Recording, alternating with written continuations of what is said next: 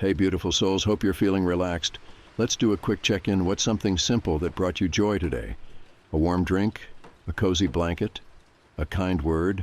Also, where are you listening from? It's always amazing to see our community grow across the world. Before you unwind, don't forget to like and subscribe. It really helps us grow. Now, dim the lights, close your eyes, and relax. I met my roommate, Lena, on move-in day.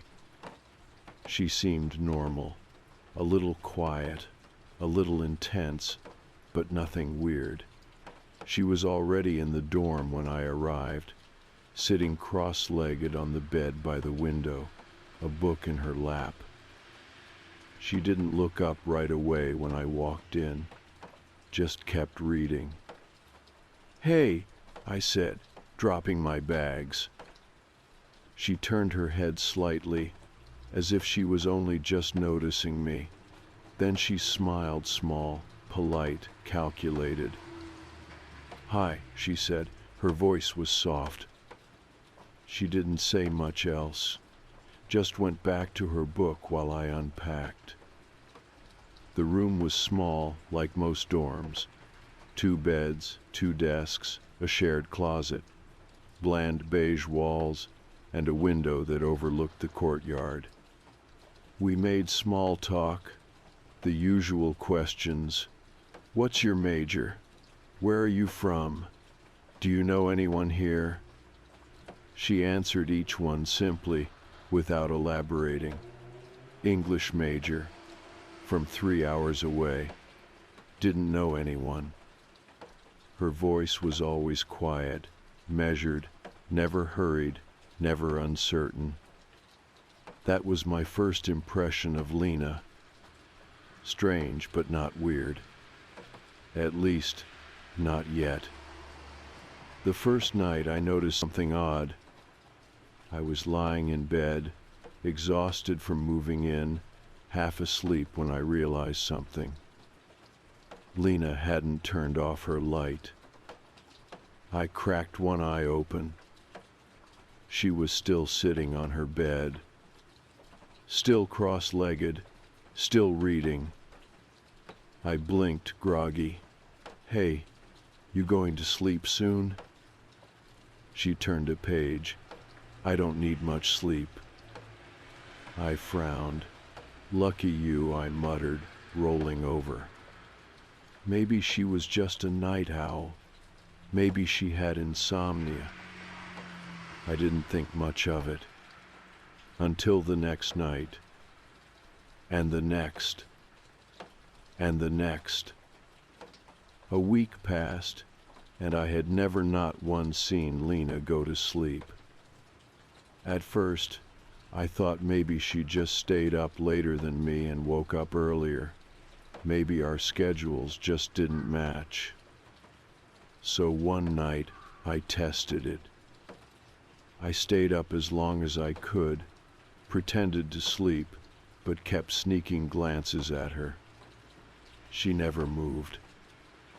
She never lay down. She just sat on her bed, in the same cross-legged position, eyes locked on whatever book she was reading. At 3 a.m., my eyes started to sting. My head felt heavy.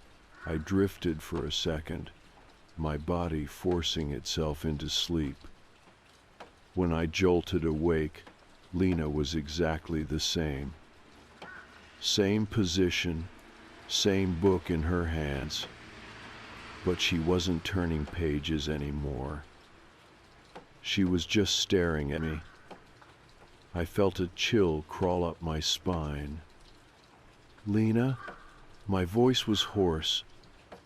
She blinked, then slowly she tilted her head. "Why are you awake?" she asked. My throat went dry. "Yeah." My brain scrambled for an excuse. Lena smiled, just slightly, just enough to look wrong. Then, as if nothing happened, she turned a page. I didn't sleep for the rest of the night. By the second week, I started watching her more. I couldn't help it. It wasn't just that she didn't sleep. It was the way she moved, or rather how little she moved. She sat still for hours, never stretching, never shifting her weight. Even when she walked, her footsteps were too light, too careful. She never seemed tired, never yawned, never looked drained. I started asking questions, casually at first. "So what's your secret?" I joked one afternoon. "Caffeine? Superpowers?" Lena didn't laugh. "I just don't need much sleep," she said again. She said it the exact same way as before. Same voice, same tone, like she was reading a script. A shiver ran through me. I tried again. "Yeah, but do you take naps, sleep during the day?" She just smiled. I dropped it, but I started locking the door at night. The third week, things got worse. I started waking up in the middle of the night for no reason. Every time I'd glance at Lena's bed, expecting to see her sitting up like usual. But some nights, she wasn't on her bed. She was standing by the window, or by her desk, just standing there, not moving, not reading, just waiting. I never heard her get up, never heard footsteps. She was just there. One night, I woke up and felt off. I didn't know why at first. Then I realized the room was too quiet. Not just normal nighttime quiet, dead quiet. The kind of silence that makes your ears ring. I turned my head, and Lena was standing over my bed, staring at me. My breath caught in my throat. She was close, too close. Close enough that I could see the reflection of the hallway light in her wide, unblinking eyes. I went stiff. "Lena," I whispered. She didn't move, didn't blink, didn't react at all. I forced myself to sit up. My pulse pounded in my ears. What are you doing?" She tilted her head. "I was watching you," she murmured. My stomach twisted. "Why?" Her lips curled into that small, wrong smile. "I wanted to see what you look like when you sleep." A wave of nausea rolled through me. I forced a laugh, shaky and uneven. "That's really creepy." Lena didn't answer. She just watched me. Then, as if nothing happened, she turned and climbed back into bed. Saturday, cross-legged, opened her book, like she hadn't just been standing over me in the dark, like she hadn't just said something that made my skin crawl. I lay there, frozen.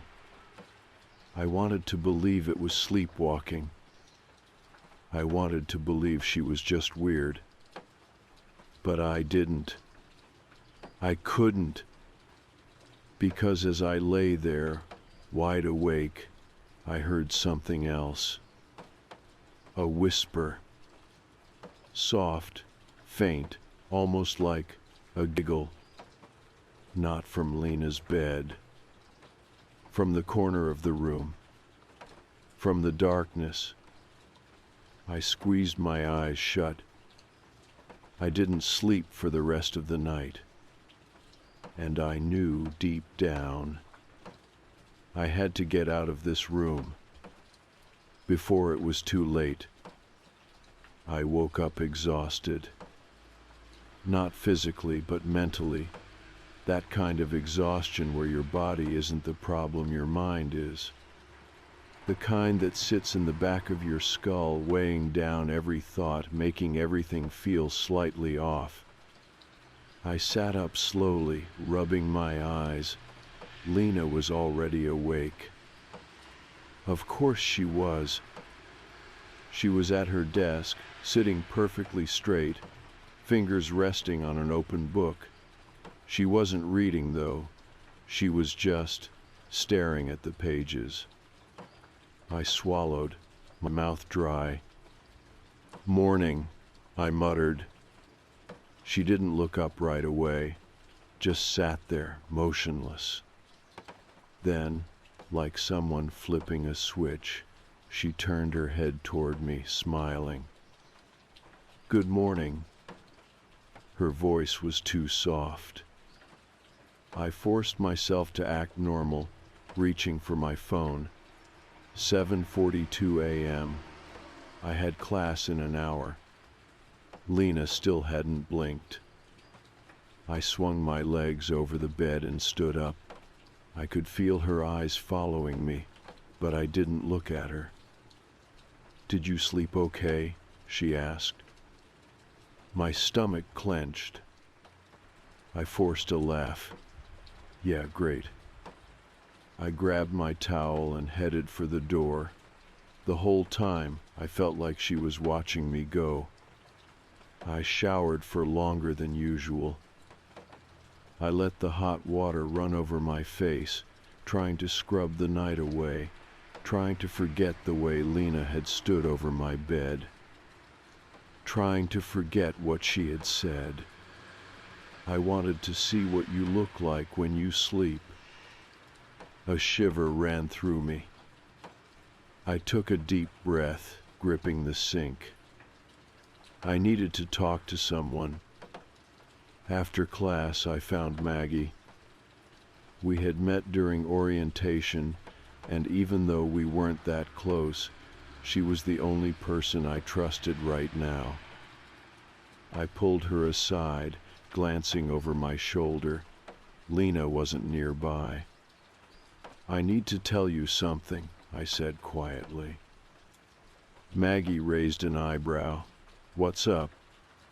I hesitated. It sounded ridiculous in my head, but I couldn't keep this to myself anymore. "My roommate," I started. She doesn't sleep." Maggie gave a short laugh. "Oh man, one of those?" "No, Maggie." I looked at her, my stomach twisting. I have never not once seen her sleep. She just sits there, reading, watching. She doesn't even move." Maggie frowned. I swallowed, and last night I hesitated. The words felt heavy. I woke up, and she was standing over me. Maggie's expression changed. "She was just staring," I continued. "Didn't say anything for a while, just watching me. Then my throat closed up. Then she said she wanted to see what I looked like when I slept." Maggie's face scrunched in disgust. "Dude, that's what the hell." "I don't know," I whispered. "I don't know what to do." Maggie shook her head. "You need to report her." "To who? Housing?" "Yeah, this isn't normal, dude. What if she's, mentally unstable?" I swallowed hard. I had thought about that. But there was something else about Lena. Something that didn't make sense. Something that went beyond mental illness. Maggie must have seen it on my face. She put a hand on my arm. "Look, if you don't feel safe, you have to tell someone. You can crash in my dorm if you need to." I nodded. "Thanks." but deep down I knew I had to go back. At least one more night. That night, I stayed up as late as I could. I sat at my desk, headphones on, pretending to study. Lena sat across from me, flipping through a book. She was too still. Every so often I glanced at her. Her eyes moved back and forth across the page, but her breathing never changed. It was subtle, but I noticed. She didn't take deep breaths, didn't sigh, didn't fidget. I felt my skin crawl. "What are you?" I turned back to my laptop, heart pounding. I had to try something. Something small. Something that wouldn't make her suspicious. Slowly, I reached out and knocked a pen off my desk. It rolled across the floor, landing right at Lena's feet. She didn't move, didn't look at it, didn't react at all. My stomach twisted. She should have noticed. Anyone would have. I swallowed, reaching down to grab the pen myself. When I sat back up, Lena was looking at me. I sucked in a breath. Her expression was blank, not surprised, not curious, just blank. For a second, neither of us spoke. Then she smiled. That same small smile, and went back to reading. I felt like I was going to throw up. I lay awake that night, staring at the ceiling. I could hear her turning pages. I had never been so aware of another person's presence before. I rolled onto my side, pulling the blanket up to my chin. My body begged for sleep, but I fought it. I just needed to see one thing. Just one moment. I needed to see her get tired. I needed to see her blink too long. Minutes passed, then an hour. And then I woke up. I didn't remember falling asleep, but the second my eyes opened, I knew. Something was wrong. I could feel it. The air was heavy. Still, I rolled over slowly, and my heart stopped. Lena wasn't in her bed. She wasn't at her desk. I knew where she was. I didn't want to look, but I had to. I turned my head. She was standing by the door, facing the wall, completely still. My mouth went dry. My fingers clenched the blanket. I should say something. Ask her what she was doing. But I didn't. I just lay there, watching her. I don't know how long I stayed awake, but eventually my body gave in. I woke up in the morning to my alarm. Lena was sitting at her desk, reading, as if nothing had happened. I showered in silence, got dressed in silence. I barely looked at Lena. I could feel her watching me, but I didn't react. I just grabbed my things and left the dorm. I needed space. I needed air. I needed to figure out what the hell was happening. At lunch, I sat across from Maggie, picking at my food. Maggie leaned in. "Did anything happen last night?" I hesitated. Then I nodded. Maggie's face darkened. "Dude, You need to get out of there. I swallowed hard. I know. But somehow I knew. Lena wasn't going to let me go that easily. I spent the entire day avoiding my dorm. I stayed in the library until my back ached from sitting in the same position for hours. When it closed, I wandered campus, pretending I had somewhere to be. I wasn't hungry, but I bought a sandwich just to waste time eating it. Anything to keep from going back to her. The whole time, my phone sat heavy in my pocket. I could go to housing, tell them I didn't feel safe, ask for a room transfer. But what would I even say? My roommate doesn't sleep. That wasn't a crime. It wasn't even against dorm rules. Even if I told them about the staring, the standing, the whispering at night, it wouldn't be enough. Not unless she actually did something. I could hear it now. She's just a little weird. Maybe she has insomnia. Maybe I was just imagining things. But I wasn't. And I knew, no matter how long I stayed out, I'd have to go back eventually. I took a deep breath before unlocking the door. The room was dark. For a split second, I thought she wasn't there, that maybe she had finally gone out. Then I saw her. She was sitting on her bed, legs crossed, hands resting on her lap. Her face was in shadow, but I could see the outline of her eyes open, watching. I swallowed hard and stepped inside. I set my bag down, moving slow, careful. My body felt too aware of everything. How loud my breathing was, how small the room felt. I turned on my desk lamp. A weak yellow glow filled the space.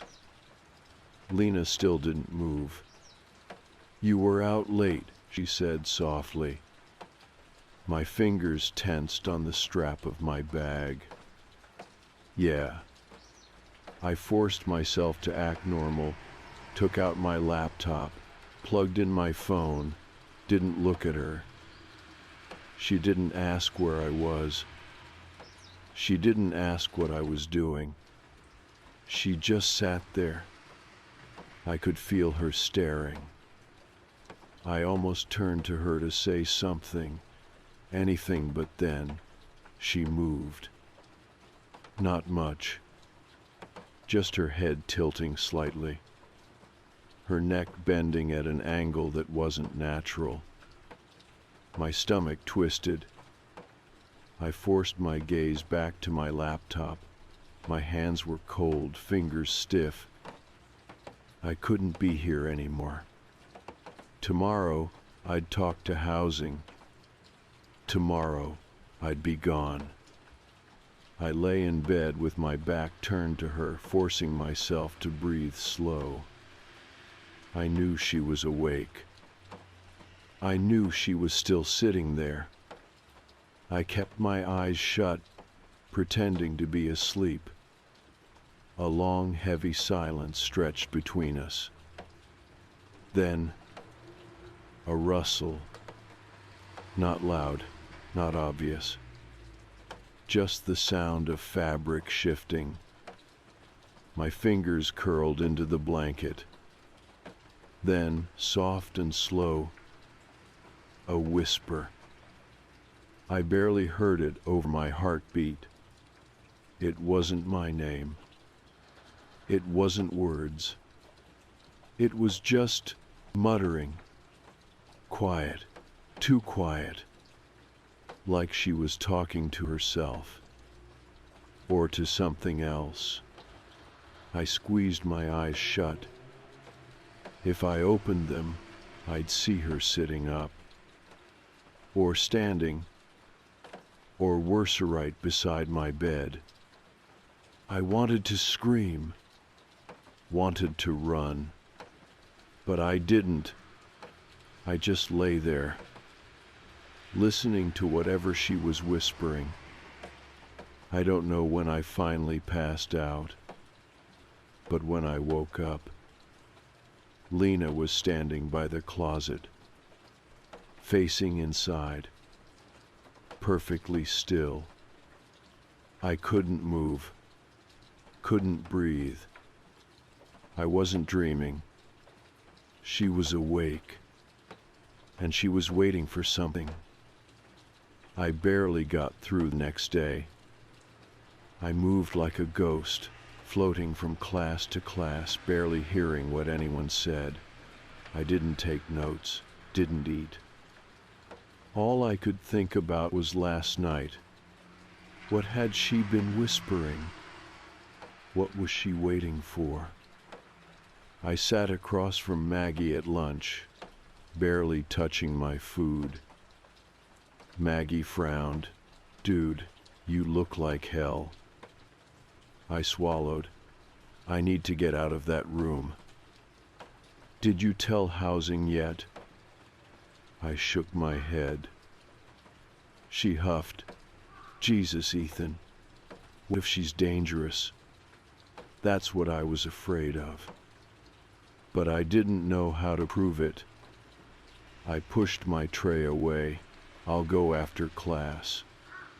Maggie nodded. "Good. Do not sleep there tonight." Housing told me there were no available rooms. The girl at the desk didn't even look concerned. I stood there, my pulse hammering. "You don't understand. I can't stay there." She sighed. "Look, I can put you on the wait list, but we don't have an open bed right now." I gritted my teeth. So I just have to deal with it. She gave me a sympathetic look that didn't reach her eyes. "We can schedule a meeting with both of you if there's a conflict." I laughed, actually laughed. A meeting, like this was a normal roommate problem. Like she just left dishes in the sink too long. "Forget it," I muttered, turning away. I walked out into the cold, the reality sinking in. I had to stay one more night. I texted Maggie. "Housing won't move me. I have to stay one more night." She texted back immediately. "Number sleep in my room. Your roommate won't let me." "Fuck her, sleep on the floor. I'm not letting you stay there. Asterisk, asterisk." I hesitated. I wanted to say yes, but I had to go back one last time. I had to know. I had to see what she did when she thought I was asleep. That night I set up my phone on my desk, propped up just enough to get a perfect view of Lena's bed. I hit record. Then I turned off the light. I lay down. I kept my breathing even. And I waited. The room was silent. I could hear the rustle of her pages turning. I kept my eyes shut. I didn't move. Then, a sound. So soft I almost missed it. Like bare feet touching the floor. I held my breath. Then, closer. Another soft step. The floor creaked. She was walking, coming toward me. My heart pounded. Then, nothing. I couldn't take it. I opened my eyes. Lena was standing over me. I didn't move. Didn't even breathe. She was so close. Too close. Then, finally, she spoke. A whisper. You shouldn't have done that. I didn't sleep the night after I recorded Lena. I sat in the cafe, my coffee cold, my body running on nerves alone. The footage kept replaying in my head. The way she had leaned over me. The way she had just stood there, mouth open, not speaking, not blinking. And worst of all, the way she looked directly into the camera, smiled, and let me keep the recording. She wanted me to see it. I needed to get out. I spent the day packing my things. I told housing I needed to transfer immediately. When they said there were no open beds, I snapped. I don't care. I'll sleep in my car. I'll drop out. But I'm not staying in that room another night.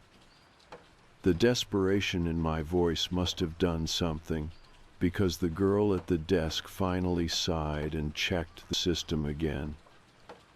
She found a single open spot in another dorm across campus. I didn't ask questions.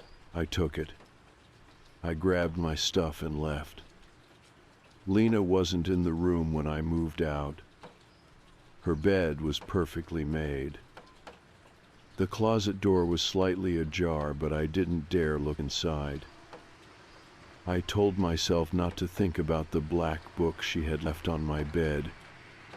I walked out without touching it, without looking back. Maggie let me crash in her room for a few nights before I settled into my new place. I didn't tell anyone the full story. Not even Maggie.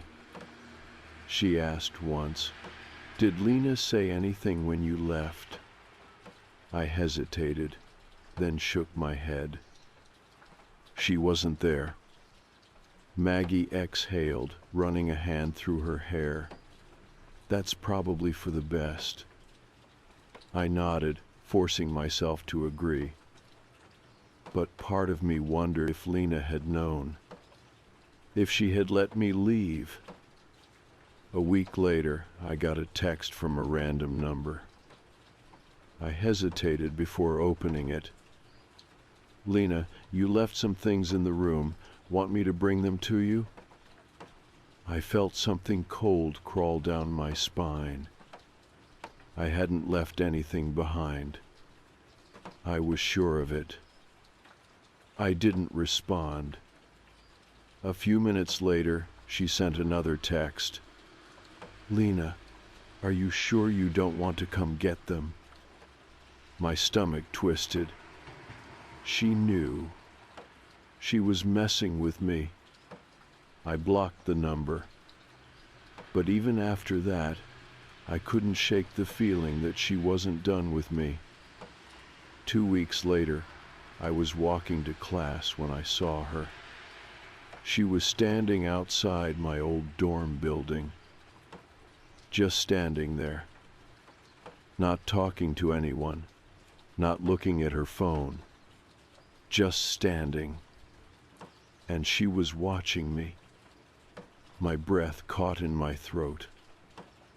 For a second, I considered turning and walking the other way, pretending I hadn't seen her. But something in me snapped. I had spent weeks being afraid of her. I wasn't going to run. I walked straight up to her. She didn't blink, didn't react at all. She just smiled. That same small, unnerving smile.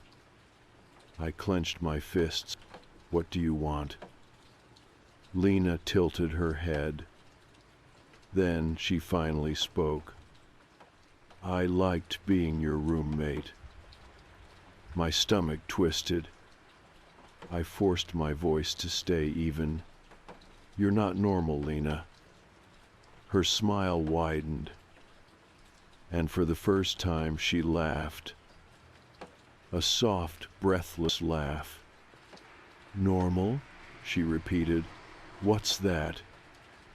The hairs on the back of my neck stood up. Something was deeply wrong with her. I don't know if it was mental illness or something worse, but I knew I never wanted to see her again. I took a step back. "Stay away from me," I said, my voice cold. She didn't move, didn't react. She just smiled, watching me walk away. I never saw her again after that. For the rest of the semester, I avoided my old dorm building. I still don't know what was wrong with her. I don't know if she ever slept, if she ever blinked for too long. But I do know this. A few months later, I heard a rumor. Someone in my old dorm requested an emergency transfer. Same reason as me. They said their roommate never slept. I don't know where Lena is now. Maybe she found someone else to watch. Someone else to stand over in the middle of the night. Someone who won't be smart enough to leave. I just hope, wherever she is, she finally closed her eyes. Even if it was just once. I've always been careful about locking my door. Not just careful, obsessive. When you live alone, especially in a ground floor apartment downtown, it becomes second nature. Twist, click, jiggle. I always triple check.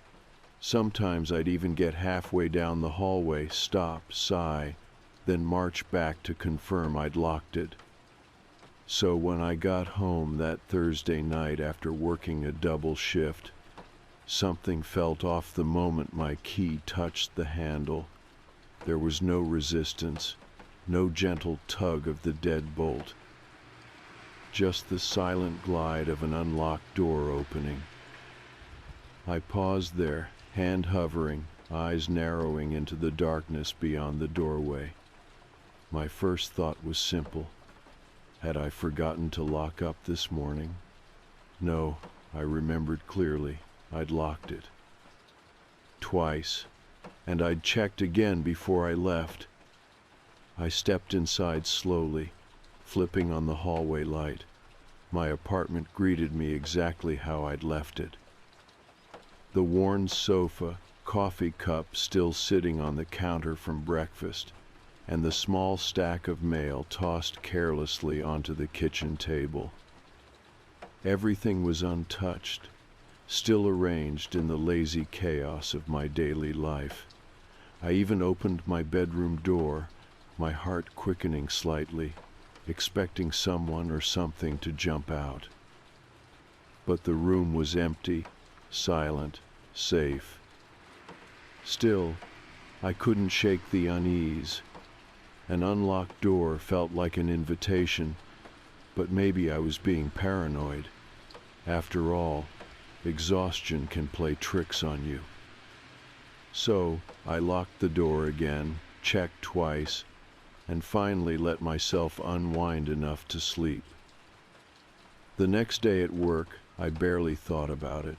The unlocked door faded into background noise, just another glitch in the routine of my overly busy life.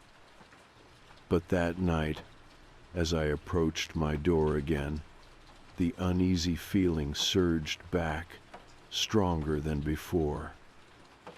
The door was unlocked again. This time I felt my pulse jump, my mind racing back through my morning routine. Had I been careless 2 days in a row? That wasn't like me. I stepped inside cautiously, flipping on lights as I moved.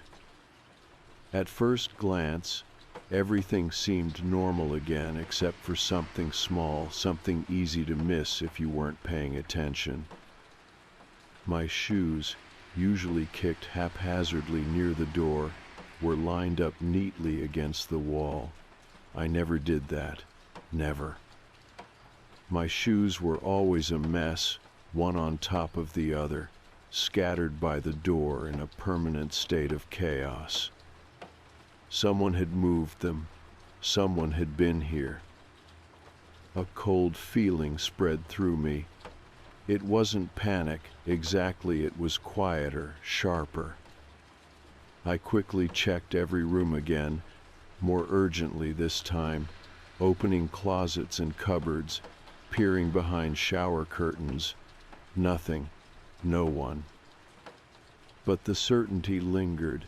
Someone had stood in my apartment, taken their time to carefully arrange my shoes, and then left, locking nothing behind them.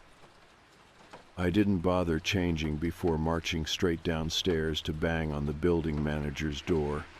After several insistent knocks, he opened up, his eyes tired and confused. "What's wrong?" "My apartment's been unlocked 2 nights in a row," I said, trying not to sound hysterical. "Someone's been inside. Things have been moved." He rubbed his eyes, sighing quietly. "You sure it wasn't you? Maybe you're just forgetting to lock it." "I'm positive," I said firmly. "I double-check every time. And someone moved my shoes around. Someone's definitely been in there." He glanced over my shoulder, as if the answer might appear in the hallway behind me. "Look, nobody's reported anything else like this. No break-ins, no strangers. It's a secure building." "It obviously isn't," I snapped, frustration rising. "I'll check the cameras tomorrow," he said finally, giving me a look that clearly suggested he thought I was overreacting. "But honestly, you probably just forgot to lock it. Happens to everyone sometimes." I didn't argue further, just turned and walked away. I spent another restless night behind a triple-checked deadbolt, waking at every creak of the floorboards, every whisper of wind against my window. The next few days were uneventful. I made a new routine quadruple checking locks, noting the exact positions of my shoes, coffee cups, even magazines on my table before I left for work. Nothing else moved, and soon the unlocked doors started to feel more like an odd coincidence than a genuine threat. Maybe the manager had been right. Maybe I'd just been tired and careless. But one evening, as I approached the apartment after an unusually long shift, a prickling unease began crawling up the back of my neck again. The hallway was silent, shadows pooling around each door. My steps slowed as I neared my own. Unlocked. A chill of dread slipped over me as the door swung inward again without resistance. I stood there for a long moment, heart thumping unevenly. This was no coincidence. No matter how exhausted I was, I wouldn't forget 3 times. Someone was doing this deliberately. Before I could step inside, something drew my attention to the window just a few feet from the doorway. It overlooked the alleyway beside the building, partially shielded by the shadows of streetlights. A flicker of movement caught my eye, a figure, shoulders hunched, hood up, standing completely still just outside. I stepped forward instinctively, squinting, trying to get a clearer view. My breath fogged slightly on the glass as I leaned closer, heart hammering now. The figure turned suddenly, as if sensing my gaze, and I caught a glimpse of their face, or rather, their shadowy outline. Just a man, hoodie pulled low, obscuring any meaningful detail. Before I could react, he pivoted away, hands shoved deep into his pockets, quickly slipping into the alley and disappearing into the darkness. I stood frozen by the window, watching him vanish. My apartment was empty again, but this time I knew better. I wasn't alone. The police came quickly, their presence filling my small apartment in minutes. They asked all the questions you'd expect. Was anything missing? Did I know anyone who might have a spare key? Could I describe the person I'd seen outside the window? No, nothing was missing. No, nobody had a spare key. And no, hadn't seen the man's face, just a hoodie and a shadowy outline before he disappeared. They searched the apartment anyway, flashlight beams slicing through my closets, cabinets, even the spaces under my bed and behind the fridge. The officers didn't seem concerned after finding nothing suspicious, just quietly skeptical. "You sure it wasn't just someone passing through the alley?" one officer asked, writing a note on a pad without looking at me. "He was standing right outside my window," I said firmly, "just staring in." He nodded slowly, but the look he exchanged with his partner told me everything I needed to know. They thought I was seeing things, overreacting to shadows. But I knew what I'd seen. Someone had been watching me. Someone had been inside my apartment, walking quietly through my life while I wasn't there. After the officers left, the apartment felt too quiet, too exposed. Every small noise from outside tires on wet pavement, distant voices, footsteps echoing from somewhere upstairs felt intentional, like someone was circling my life, looking for an opening. The next morning I waited anxiously until the building manager finally appeared in his office. I cornered him immediately. "Did you check the security cameras?" He looked at me blankly for a second before recognition flickered in his eyes. "Oh, right, about that. I checked yesterday. Cameras didn't show anything." "What do you mean, nothing?" My voice sharpened with irritation. "I saw someone with my own eyes." He shrugged awkwardly, glancing away as if avoiding responsibility. "Sometimes the angles aren't great. Maybe he stayed just out of view." His tone suggested he thought this was all some paranoid fantasy. But I knew the truth now. Someone was definitely playing a game, and that someone was winning because I had no answers, just more questions. Over the next few days, I became hyper-vigilant. I started leaving small markers around my apartmenta hair, tucked in the doorframe. A penny balanced carefully atop the handle to track whether someone had come inside again. I told myself these were rational steps, measures anyone would take, but deep down it felt like I was losing control. Every day after work, my pulse quickened as I approached the door, hoping desperately the penny would still be there, undisturbed. And for several days, nothing happened. Everything stayed exactly as I'd left it, the hair in place, the coin untouched. Maybe the stranger had moved on. Maybe my paranoia had scared him away. Or maybe he was just waiting for me to drop my guard again. Then Friday arrived, and with it, another late shift. It was almost midnight when I reached home. The building hallway was silent, lit dimly by a flickering fluorescent bulb overhead. My steps slowed involuntarily as I neared my door, eyes scanning automatically for the penny balanced on top of the handle. Gone. My pulse jumped. I felt the icy crawl of certainty. Someone had been inside again. This time I didn't hesitate. I swung open the door, flipping lights on as I moved through the apartment, checking each room quickly. Nothing seemed moved, not even my shoes this time. Yet something was wrong, something small and subtle, just beyond my perception. I turned in a slow circle in my living room, trying to spot what felt off. Then I noticed the curtain. It had been pulled slightly open, just enough to leave a narrow gap of visibility to the outside. I stepped closer, my breathing shallow, heart thumping as I reached to close it. And there, just beyond the window, stood the same figure, hood up, shoulders hunched. This time he didn't move or run. He simply stood there watching me through the thin glass, his face still hidden in shadow. Anger overtook fear for a brief moment.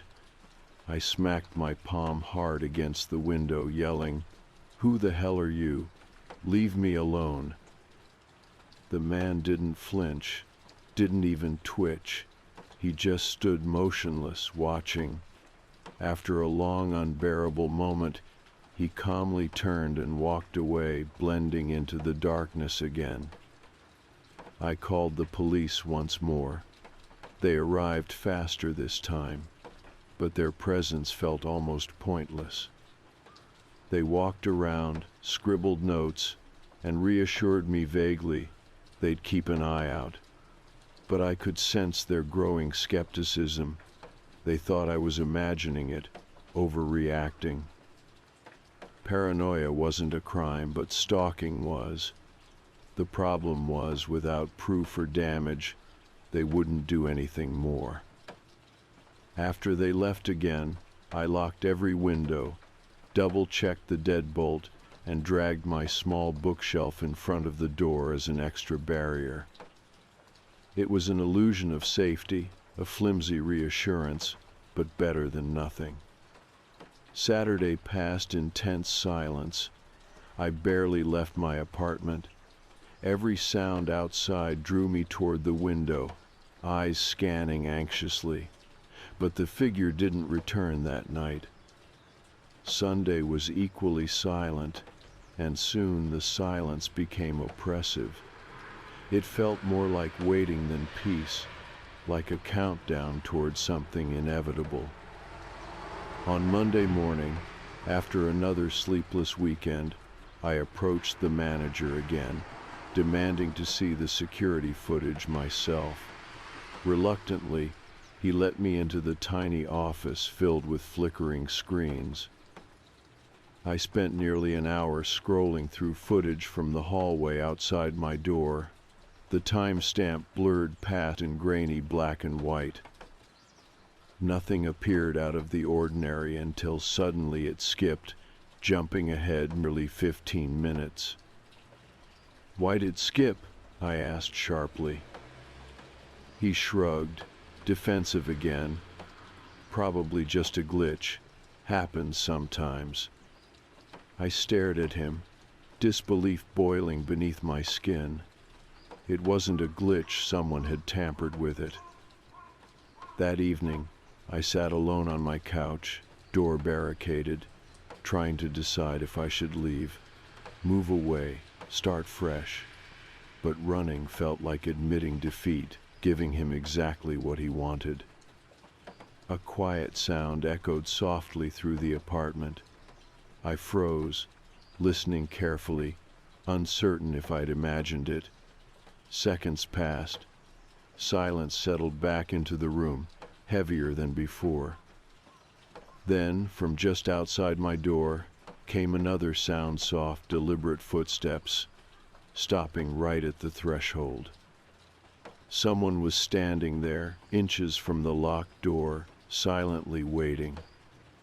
And I knew exactly who it was. I stayed perfectly still, holding my breath, ears straining. The footsteps had stopped at the door, but whoever stood there wasn't moving away. They were just waiting, quiet, patient. I waited, too frozen on my couch, eyes locked on the door.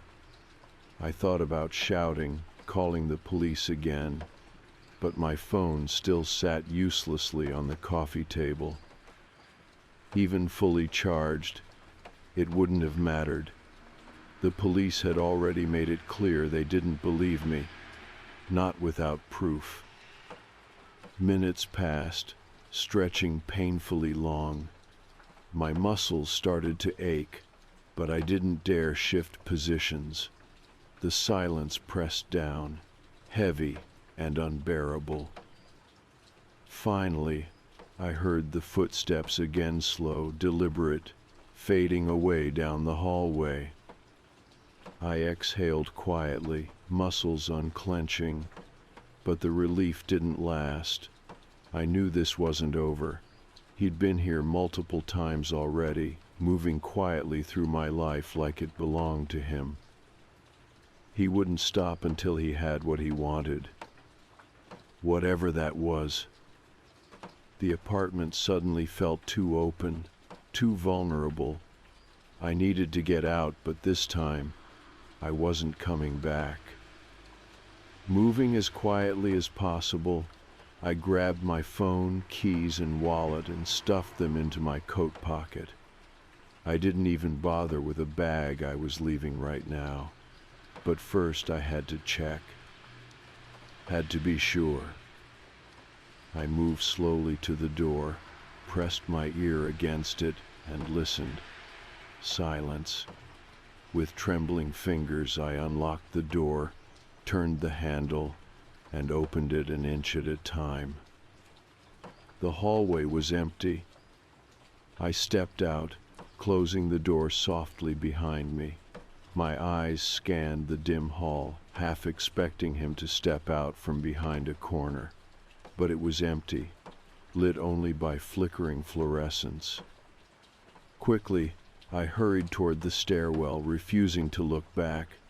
My footsteps echoed harshly against the concrete stairs, each step louder than the last. I pushed open the building's front door, stepping onto the street where the cold night air slapped my face, grounding me back into reality. I was safe. Outside, there were streetlights and cars passing by. People existed here, normal people, living normal lives. It felt surreal, how close I'd come to forgetting this world still existed beyond my apartment and its creeping, suffocating dread. I glanced down at my phone, finally charged again, and saw a string of unread messages from my friend Sarah. Without thinking, I called her, hands still shaking. "Mia," she answered immediately, sounding worried. "What's going on? You haven't responded in days." "Sarah," I whispered, voice cracking, "too need your help." "What's wrong?" "It's a long story, but someone's been getting into my apartment. The police won't help. They think I'm making it up." "Wait, slow down. Where are you now?" "Outside.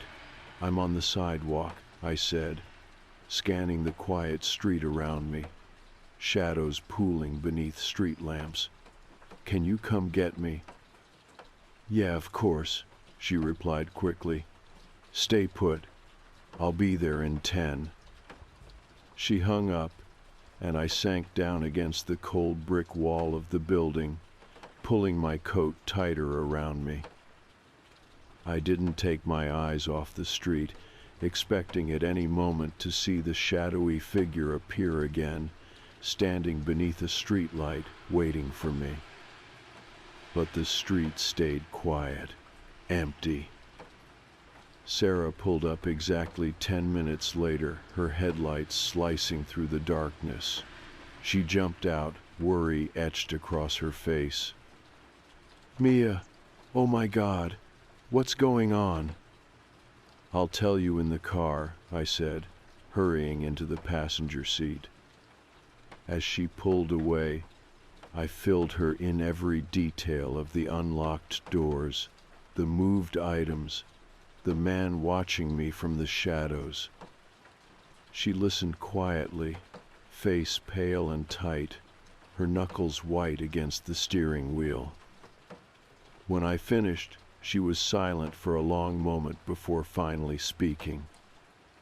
That sounds terrifying, she said softly. Have you told the police?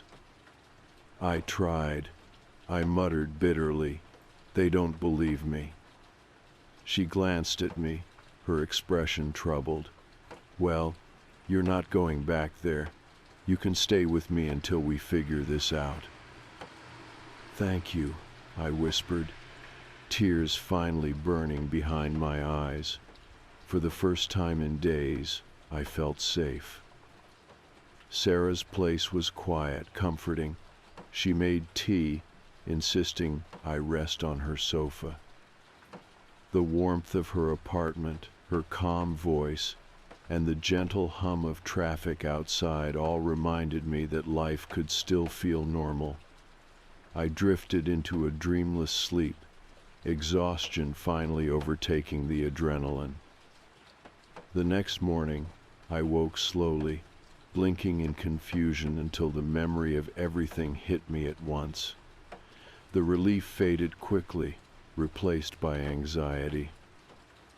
I grabbed my phone, expecting another empty inbox, but this time I had a voicemail, unknown number. I pressed play, heart pounding. A familiar voice filled my ear, soft and even. You didn't need to run, Mia. I wasn't going to hurt you. I just liked being near you. My skin went ice cold. Ray. You left in such a hurry, he continued quietly. I guess I'll just wait here until you're ready to come home. I dropped the phone like it had burned me, breath coming in shallow gasps. Sarah was beside me instantly, her eyes wide with fear. What is it? I played the voicemail again for her, hand trembling. Her expression darkened instantly. That's him? Yeah, I said, voice shaking. That's him. Sarah took my phone, jaw set. We're going back to the police. They have to do something now. But I already knew they wouldn't. Not yet. Not without something more concrete. Ray hadn't technically threatened me, hadn't left evidence or broken anything. All he did was terrify me, invade my space, leave me feeling unsafe in my own home.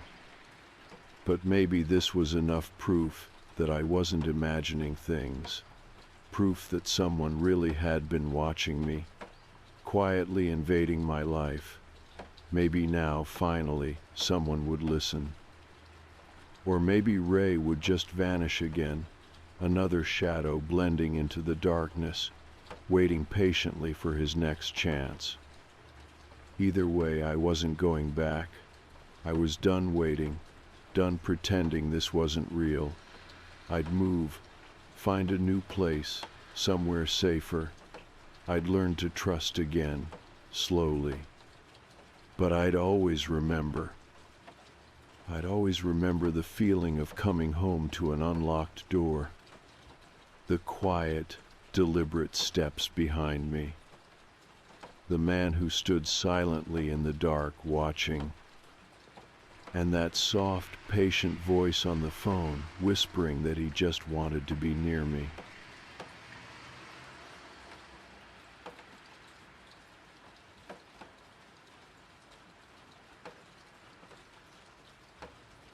I never believed the stories about the stairs.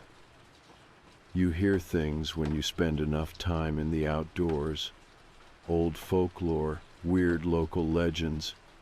People talk about creatures in the woods, ghosts in abandoned towns, strange lights deep in the mountains.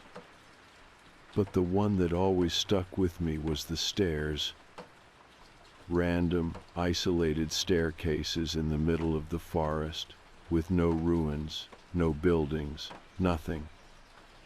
Just steps leading up to nowhere. People say you shouldn't climb them. They say people disappear. Some come back, different. Some never come back at all. I thought it was bullshit, until the day I saw one for myself. It was supposed to be a simple hiking trip. Me and my best friend, Chris, had been planning it for weeks.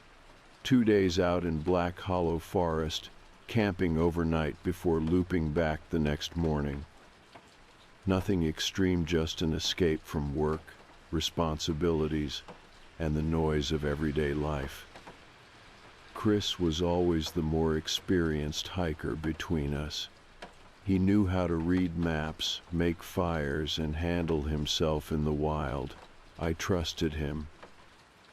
So when we veered off trail, I didn't think much of it. We were about 5 miles deep into the forest when we spotted it.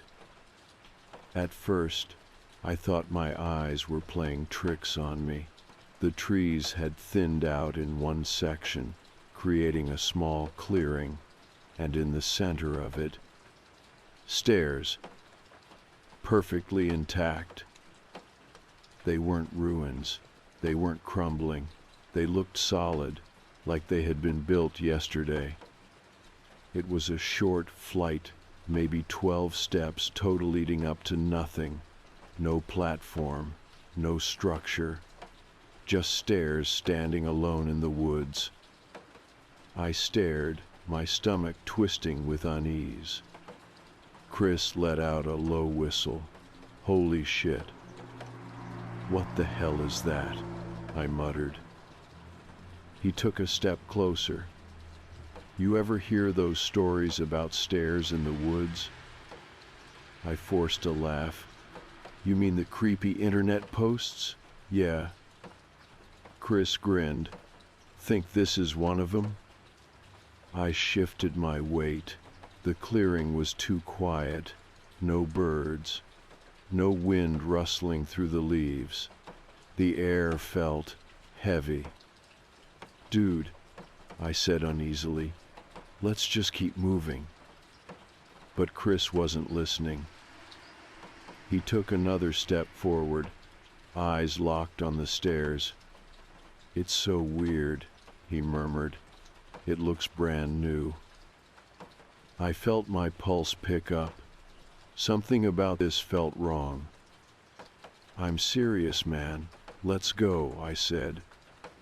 Chris turned to me, his expression unreadable. Then, before I could stop him, he grinned and jumped onto the first step. I swore under my breath. Chris. What? He bounced on his heels. It's just stairs. Look. He climbed up to the second step, then the third. I forced a laugh, but my skin was crawling. All right, cool. You touched the spooky stairs. Let's move. Chris didn't move. He was staring at the top step now, like he was debating something. Chris, I said, come on. He looked down at me, smirking. What do you think happens if I go all the way up? I don't care. Let's go. He turned back toward the stairs. And then, before I could stop him, he climbed to the top. I blinked. For less than a second, I turned my head, just a quick glance toward the tree line. When I looked back, Chris was gone. I froze. My mouth went dry. The clearing was empty. The stairs were empty. No sound, no movement. Just the same silent, unnatural stillness. A chill ran down my spine. Chris? Nothing. I took a shaky step forward. Chris, quit screwing around. The air felt heavy, like the world was holding its breath. I swallowed hard. My brain tried to rationalize. I must have jumped down on the other side, maybe ran off as a joke, but I hadn't heard anything. No footsteps, no rustling leaves, just gone. I moved closer, heart pounding. "Chris," my voice cracked, panic creeping in. I walked around the stairs, checking the other side. Nothing. I dropped to my knees, searching the ground for footprints. Nothing. It was like he had been erased. A sharp ringing filled my ears. I took a shaky breath, squeezing my hands into fists. Think. Maybe he ran ahead to mess with me. Maybe he was hiding. Maybe. A whisper cut through the air. Low, breathless. It sounded like my name. I spun around, but the clearing was empty. The sound hadn't come from the trees. It had come from above me. I turned back toward the staircase, my stomach twisting into knots. The top step was empty, but for the first time I noticed something. The stairs weren't covered in dust. The rest of the forest floor was littered with fallen leaves, dirt, debris, but the stairs were spotless. Like they never got old, never got dirty. Like they weren't really part of this world. The whisper came again. A chill ran down my spine. I stumbled back, heart slamming against my ribs. And then, the worst part. A footprint appeared on the top step. I choked on a breath. One single footprint, fresh, pressed into the dustless surface, like someone or something was still standing there. I ran. I didn't think. I just ran. Branches whipped against my arms as I crashed through the trees. My lungs burned, but I didn't stop. I didn't look back. Didn't stop running until I reached the road. Didn't stop until I was miles away from the stairs.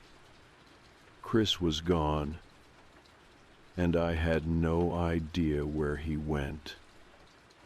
I don't remember how long I ran.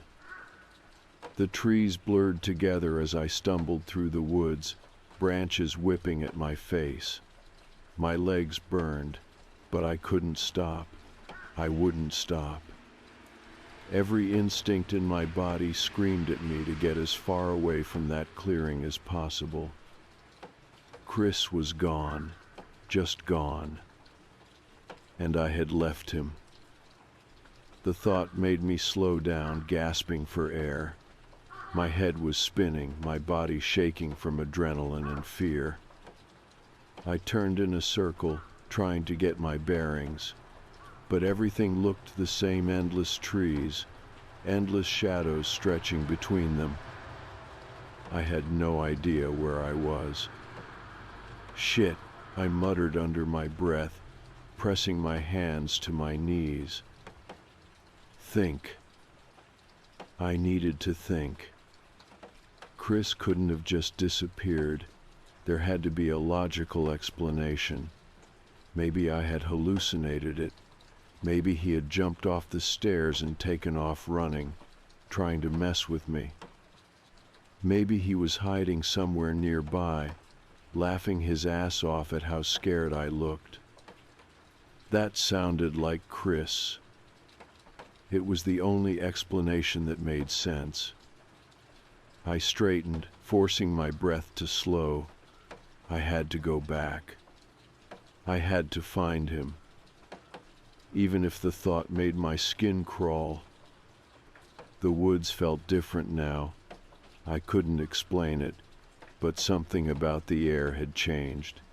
It was heavier, still, as if the entire forest was watching me.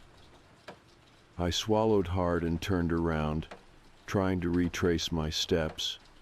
Every part of me screamed against it, but I had no choice. I had to find Chris. I wouldn't leave him behind. It took me almost an hour to find the clearing again. I hadn't realized how far I had run. My body was aching, my clothes damp with sweat, but the second I saw the stairs, every ounce of exhaustion vanished. The clearing looked exactly the same empty air where Chris should have been standing, the same spotless stairs, and the same single footprint on the top step.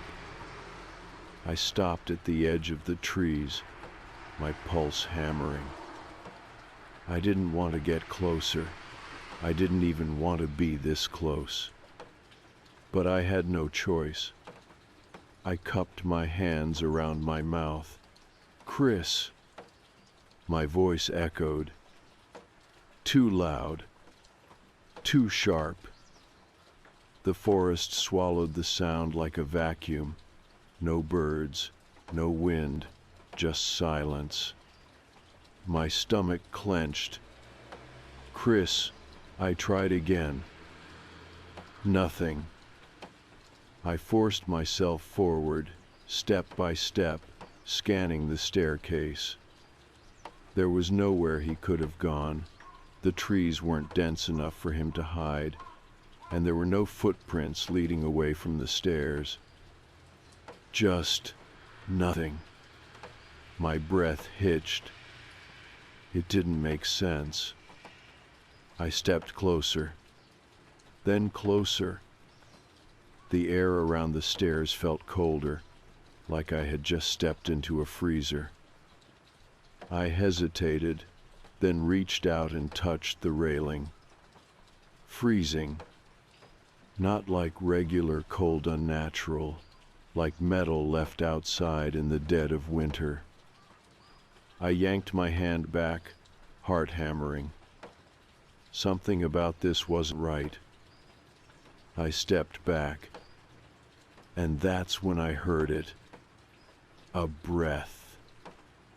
Not mine. Not human.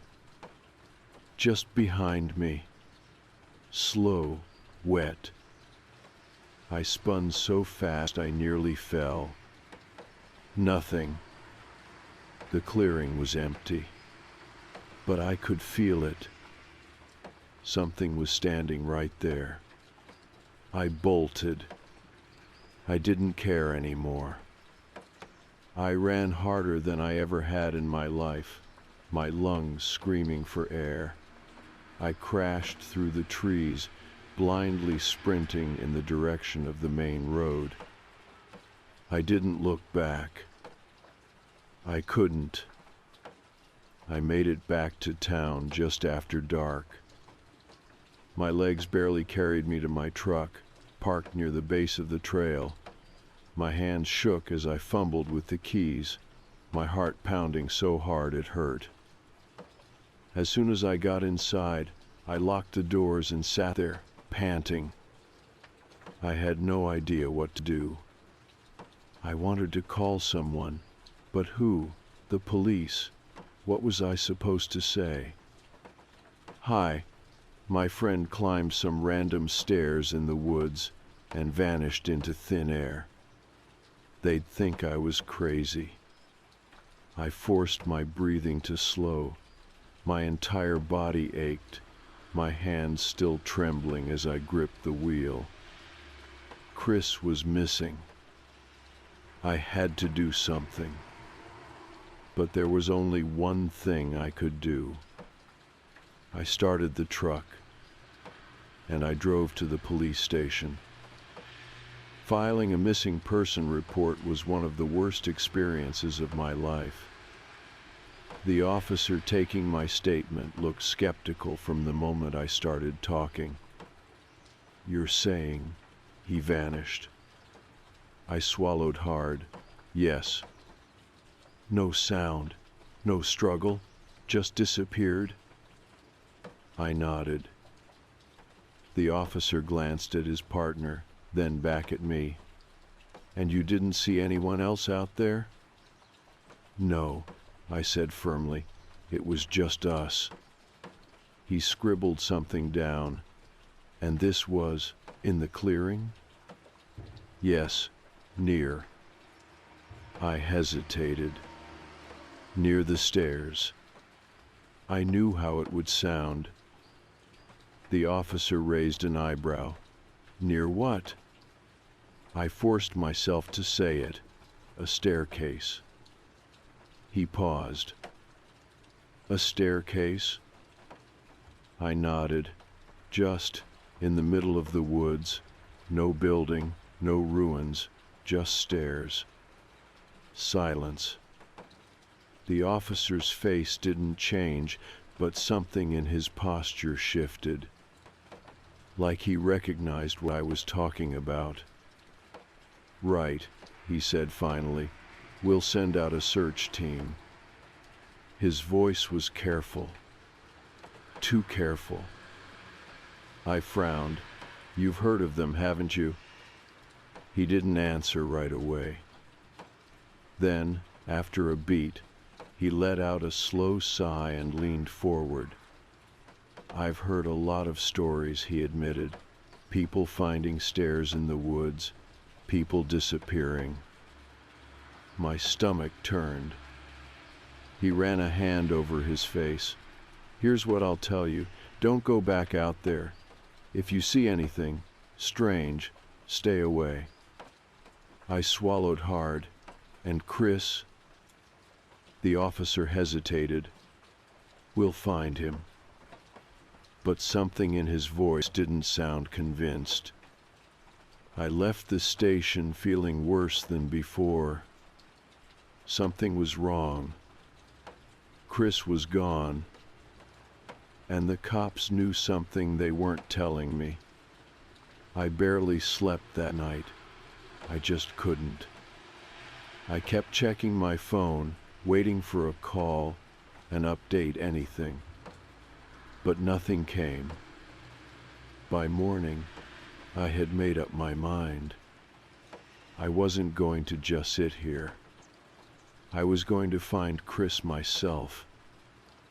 I packed a bag, grabbed a flashlight, and drove back to Black Hollow Forest.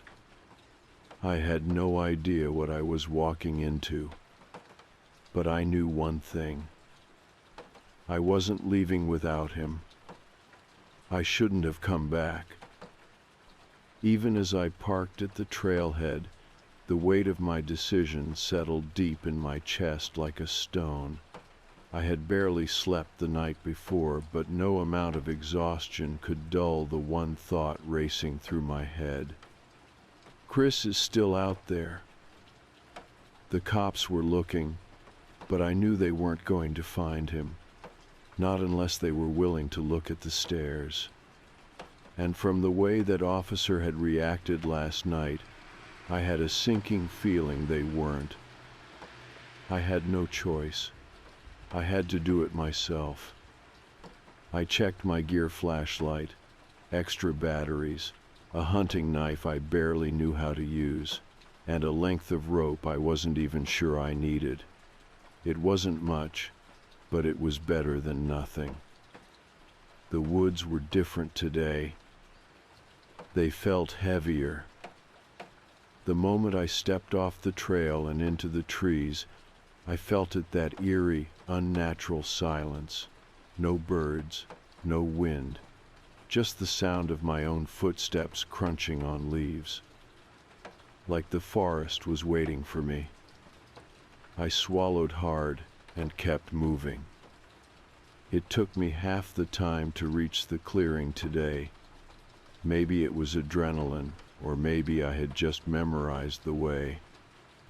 But the second I stepped into the open space and saw those stairs again, my stomach twisted into knots. They were exactly the same. Untouched, unchanged. No dust, no leaves, no sign that anything had happened here at all. No sign of Chris. I stopped at the edge of the clearing, my breath shallow. Every instinct in my body screamed at me to turn back, to pretend I had never come here. But I couldn't. I had to know. Slowly, I stepped forward. The air was colder here, just like before. My skin prickled as I approached the stairs. The closer I got, the more my body resisted, like some unseen force was pushing back against me. I ignored it. I placed a foot on the bottom step. Nothing happened. I let out a shaky breath, forcing myself to move. Second step. Third. The railing was freezing under my hand. I kept my eyes locked on the top step, my muscles coiled tight. I half expected something to reach out and grab me.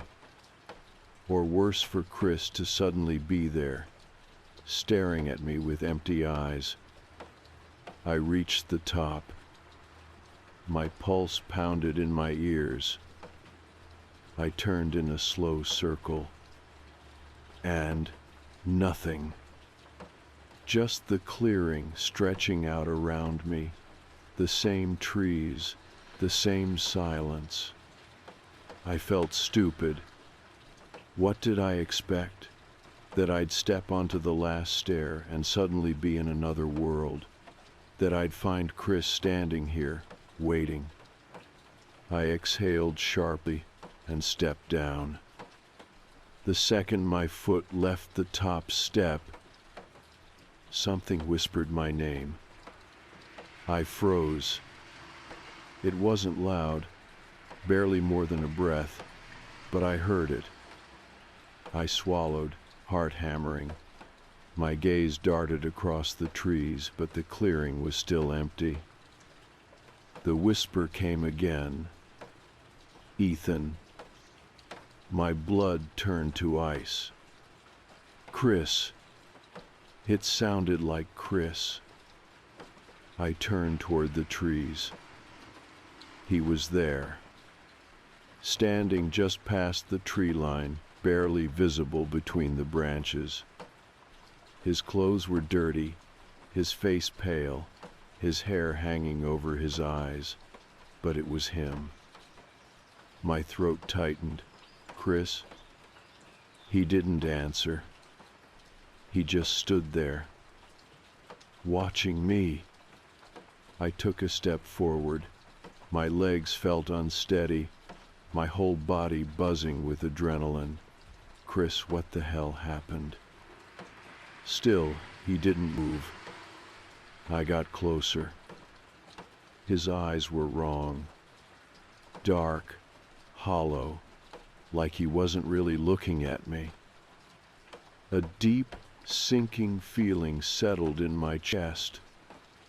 Something wasn't right. Chris, my voice wavered. His mouth twitched, like he was trying to smile. But he didn't. Instead, he whispered, I found it. The hair on the back of my neck rose. Found what? I asked carefully. Chris tilted his head just slightly. The way back. The way back. I swallowed hard. My hands were clammy, my pulse thundering in my ears. I felt like I was standing on the edge of something I didn't understand. Chris took a step forward, and for the first time, I saw his footprints. They weren't normal. The ground beneath his feet was untouched. No leaves crunched, no dirt shifted. It was like he wasn't even standing on the ground. A bolt of fear shot through me. Something was very, very wrong. I stepped back. Chris. His face changed. Not physically, but something about it shifted. Like he wasn't wearing it right. I backed up further. Stay there. His expression didn't change. Then he spoke again. You should come with me. My stomach dropped. A flicker of movement caught my eye. Behind Chris, deeper in the trees, more figures, standing in the shadows, watching. I couldn't make out their faces, but I could feel them, like they had been waiting for me too. Chris smiled. "Come see," he whispered. I ran. I turned and sprinted so hard my vision blurred, my breath coming in short gasps. I didn't look back. I couldn't. The forest shifted around me. The trees looked different, warped, like the landscape was bending in ways it shouldn't. I could hear footsteps behind me. Too many. Not just Chris. The others, too. I nearly collapsed when I saw my truck up ahead, parked right where I left it. My fingers fumbled with the door handle, my breath ragged as I threw myself inside. I locked the doors, forced myself to look up. The forest was still. Chris was gone. So were the others. The clearing was empty. I sat there, hands gripping the steering wheel, trying to stop shaking. It felt like I had almost stepped off a cliff without realizing it, like I had barely made it back. But Chris hadn't. And whatever had come back wasn't him. I started the truck and drove. I didn't stop until I was miles away. But I knew this wasn't over. I didn't stop driving until I reached my apartment. I don't even remember the drive. My hands were white-knuckled on the wheel the whole way, my breath coming in short gasps. Even when I got inside, I didn't feel safe. I locked the door, deadbolt, chain, then I shoved a chair under the handle for good measure. And I sat there, staring at the door, waiting. For what? I wasn't sure. For Chris to show up, for the nightmare to keep going, or for me to finally wake up and realize I had imagined everything. Because that was the only logical explanation, right? People don't just disappear into thin air. They don't come back wrong. But deep down, I knew. I hadn't imagined it. Something was out there, and it was wearing my friend's face. The police called me the next morning. They had found Chris. Or rather, Chris had found them. According to the report, he had walked into a gas station at dawn, barefoot and covered in dirt. He was disoriented, dehydrated, and couldn't explain where he had been for the last 2 weeks. 2 weeks. I had only seen him yesterday. My stomach twisted as I listened to the detective on the phone. They wanted me to come down to the hospital where they were keeping him. I didn't want to go. Every nerve in my body told me to stay away. But he was my best friend, and I had to know the truth. Chris looked like hell. His skin was pale, his hair messy and unwashed. Dark circles sat under his eyes, and there were scratches all over his arms. When he saw me, his face lit up. "Ethan," he croaked. I hesitated in the doorway. I wanted to be happy. I wanted to believe this was really him. But I couldn't forget the last time I had seen his face. Chris frowned. "Dude, why are you looking at me like that?" I swallowed. "Where were you?" Chris hesitated. His gaze flickered to the window, then back to me. I don't know, he admitted. I remember walking up the stairs and then nothing. It's like I blinked, and suddenly it's 2 weeks later. I shivered. You don't remember anything? He rubbed the back of his neck, shaking his head. Just, he hesitated, his brow furrowing. Just flashes, like dreams. A dark forest, a lot of voices, and his jaw tightened. And what? I pressed. Chris swallowed hard. And I think something was with me. The air in the hospital room felt too still. I stared at him, my stomach knotting. Chris exhaled and ran a hand through his hair. Look, man, I know how it sounds, but I felt it, the whole time, like something was watching me, like it was just out of sight, but I knew it was there. A chill ran down my spine. I didn't say anything, because I had felt it too. Chris gave me a tired smile. But I'm here now, right? I forced myself to nod, but I didn't believe it. The doctors said Chris was physically fine, malnourished, dehydrated, but otherwise okay. Mentally, they weren't so sure. Neither was I, because something was off. It was little things at first. The way he hesitated before answering questions, the way his gaze lingered too long in mirrors, the way he flinched at certain words, like his brain wasn't used to hearing them.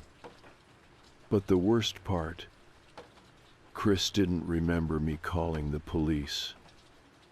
I walked out of the woods on my own, he told me one night, frowning. But that's not possible, I said. I saw you. I ran from you. Chris shook his head. Ethan, I just woke up on a road outside town. That's it. A pit formed in my stomach. Then who did I see in the woods? I didn't ask. I didn't want to know. Chris was discharged a week later. He tried to go back to normal, but he wasn't the same. He was quieter, jittery. Sometimes I'd catch him staring at things that weren't there. He never went near the woods again, and neither did I. For a while, I thought that was it, the end of whatever had happened out there. Until one night, a month later, when Chris called me. His voice was shaking. Ethan, he whispered, I remember now. My breath caught in my throat. Chris let out a shaky laugh. God, man, I wish I didn't. I gripped my phone. Chris, what do you mean? Silence. Then, in the softest voice, he said, I wasn't alone up there. A chill crawled down my spine. Chris exhaled. I don't know what it was, but it was there. I couldn't see it, but I could hear it, feel it. It whispered to me. It told me things.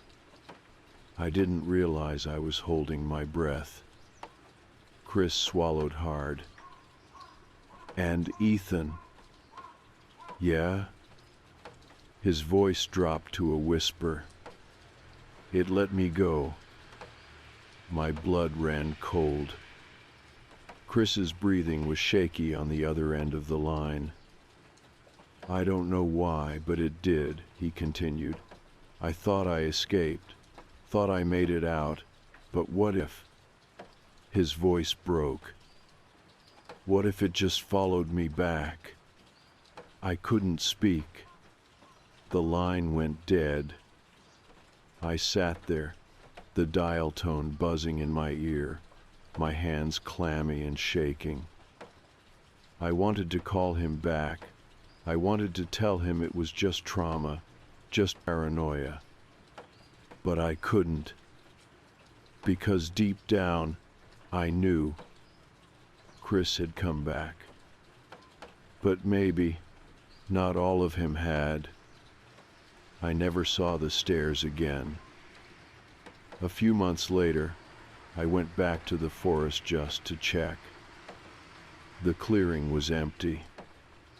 No stairs, no footprints, nothing, like it had never been there at all. I stood there for a long time, listening to the wind rustle through the trees.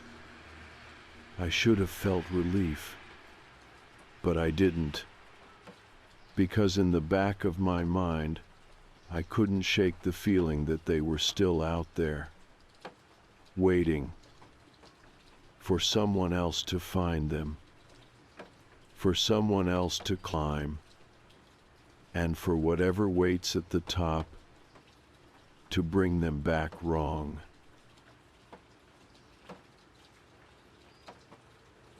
It was almost midnight when I placed the order. I wasn't even that hungry. It was more out of habit than anything about an empty apartment made me crave background noise, something normal. I scrolled through my phone, debating between Chinese or pizza, while the television droned in the background, the glow casting soft light over my living room. I settled on a local burger place I'd never tried before. The app said the food would be here in 35 to 40 minutes. Perfect. I tossed my phone onto the couch and leaned back. The exhaustion of the day weighed heavy on my body, my eyelids threatening to close. I let them, just for a second, breathing in the quiet. Thud, thud, thud. My eyes shot open. The knock was too soon, way too soon. I frowned, grabbing my phone. 11:52 p.m. That didn't make sense. The app still showed my order in progress, no updates, no delivered status. Another knock, firm, slow. A weird feeling settled in my stomach. Maybe the app just hadn't updated yet. Maybe the driver was just really fast. Or maybe I was overthinking. I got up and walked to the door, pressing my eye against the peephole. A man stood outside. He was older, maybe late 40s or 50s, broad-shouldered but thin. His dark jacket was unzipped, revealing a plain t-shirt underneath. He wasn't holding a restaurant bag, no uniform. Something about him set me on edge. I didn't open the door. Who is it? My voice sounded casual, but my pulse had already started to pick up.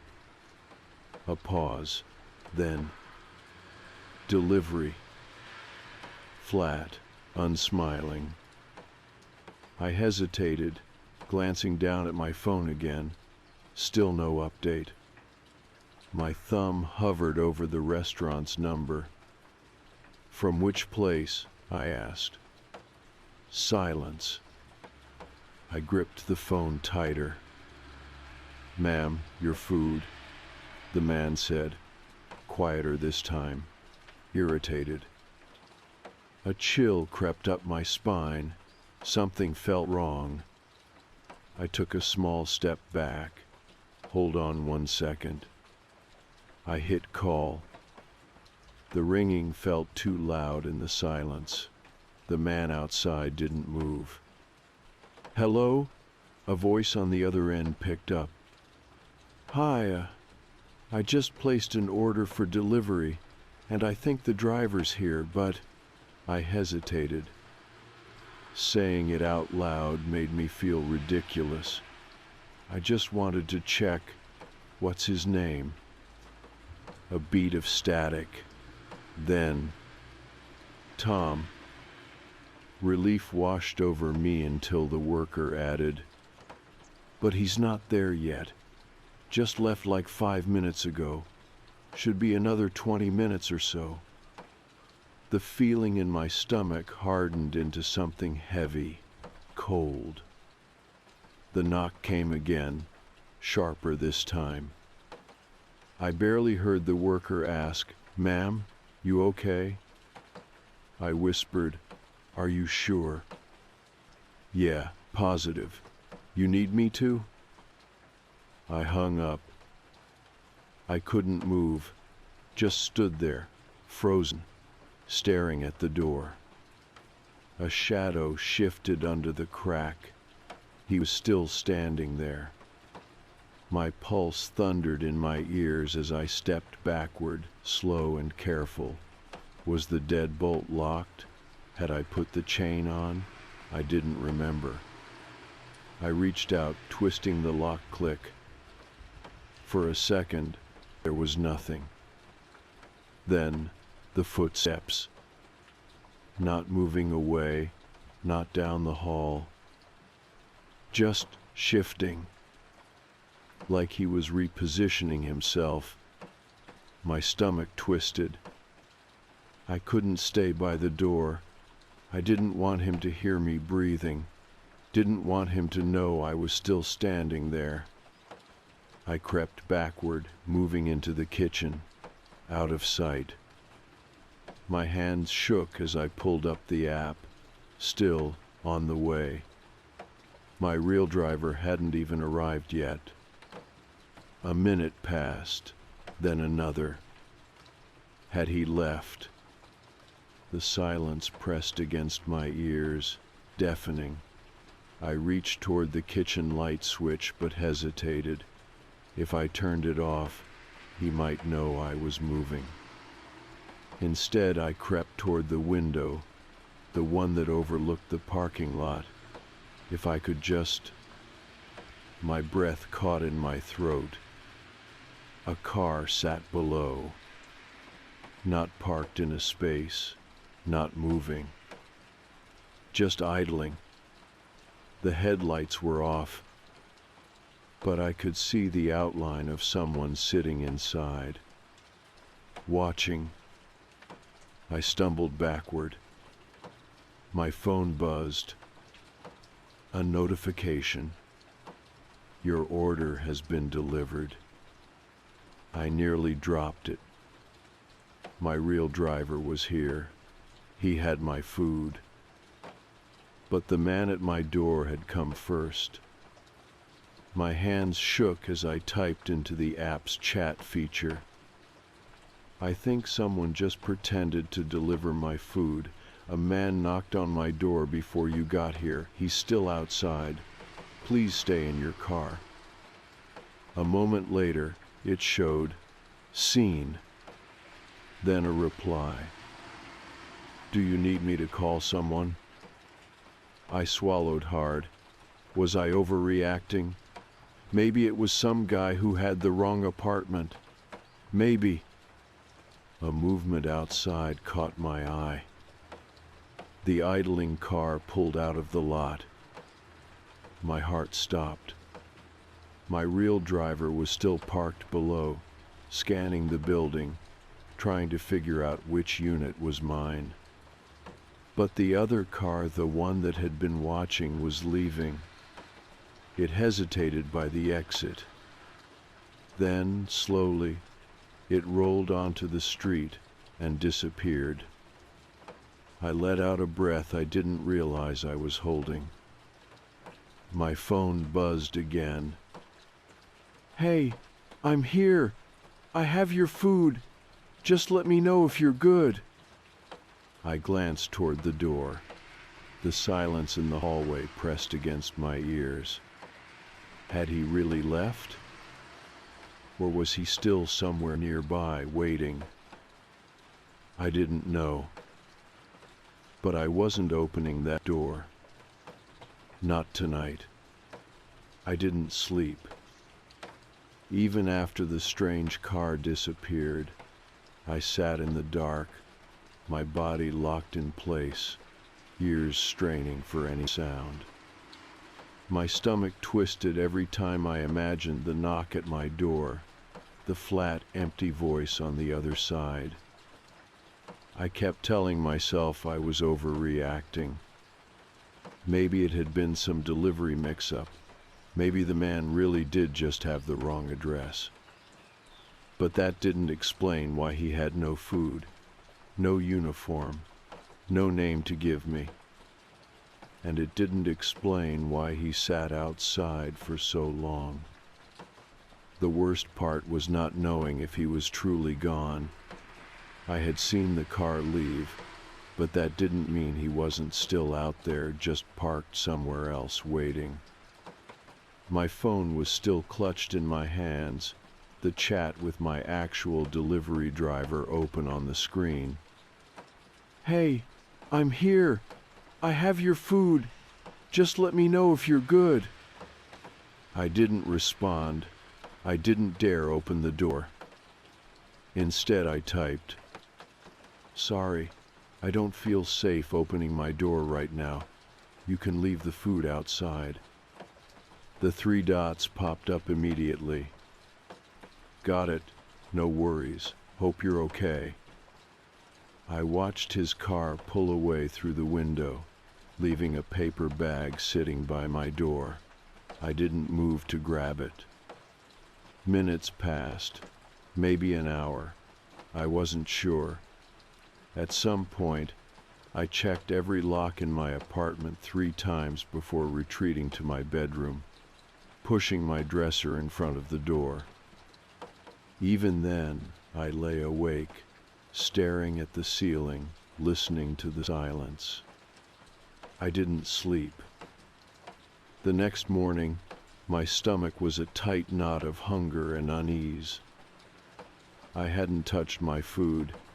It was still sitting outside, probably cold and disgusting by now. I didn't care. Instead, I stood by the window, peering outside at the parking lot. It looked normal. Cars pulling in and out, people walking their dogs, a jogger passing by with headphones in, completely oblivious to the night I had just had. I scanned every parked car, looking for the one. The dark-colored sedan that had just sat there, watching. Nothing. I let out a slow breath, forcing my shoulders to relax. Maybe he really had left. Maybe it was over.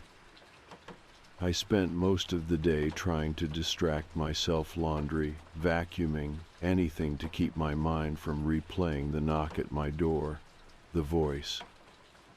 I told myself it was done. And then that night I saw it again. The car, parked 2 rows away from my building, partially hidden behind a van.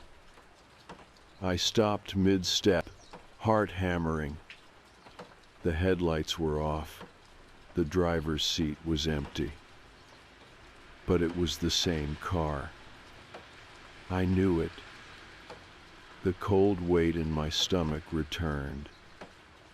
I stared at it for a long time, hoping I was wrong, hoping someone would walk out and unlock it, someone completely unrelated, just another resident of my building. No one did. I pulled my curtains closed. I called the police. I hesitated for almost an hour before I did it. I hated the idea of wasting their time. What was I even going to say? "Hi, I think a car is following me. No, I don't have proof. No, I don't have a license plate. No, I don't know who's inside." But something in my gut told me I needed to do it. When the dispatcher answered, I took a deep breath. "Hi, I don't know if this is an emergency, but I hesitated. It sounded stupid now that I was saying it out loud. A man came to my door last night pretending to be a delivery driver. He wasn't. He stayed outside my building for hours. Now I think I just saw his car again. The dispatcher asked for details, my address, a description of the man. Did he threaten you? I swallowed hard. No, but he wouldn't leave, and now his car is back. I don't know if I'm being paranoid, but the words trailed off. There was a pause on the other end before she said, I'll send a patrol car to drive through your lot just to be safe. If you see the vehicle again or if anything happens, call us right away. Relief flooded through me. Thank you. After hanging up, I forced myself to breathe. A part of me still felt silly. What if I had overreacted? What if the car belonged to someone else? But then I thought of the way the man had stood there, the way he didn't answer my questions, the way he had waited. This wasn't paranoia. Something was wrong. I didn't go to bed right away. I stayed up, waiting, watching for the patrol car to arrive. I wanted to see his car leave. By 11 p.m., I finally saw red and blue lights flicker against the buildings as the patrol car pulled into the lot. I peered through the window, heart pounding. The officer drove slowly past the rows of parked vehicles. Then they stopped, right in front of the dark sedan. My breath hitched.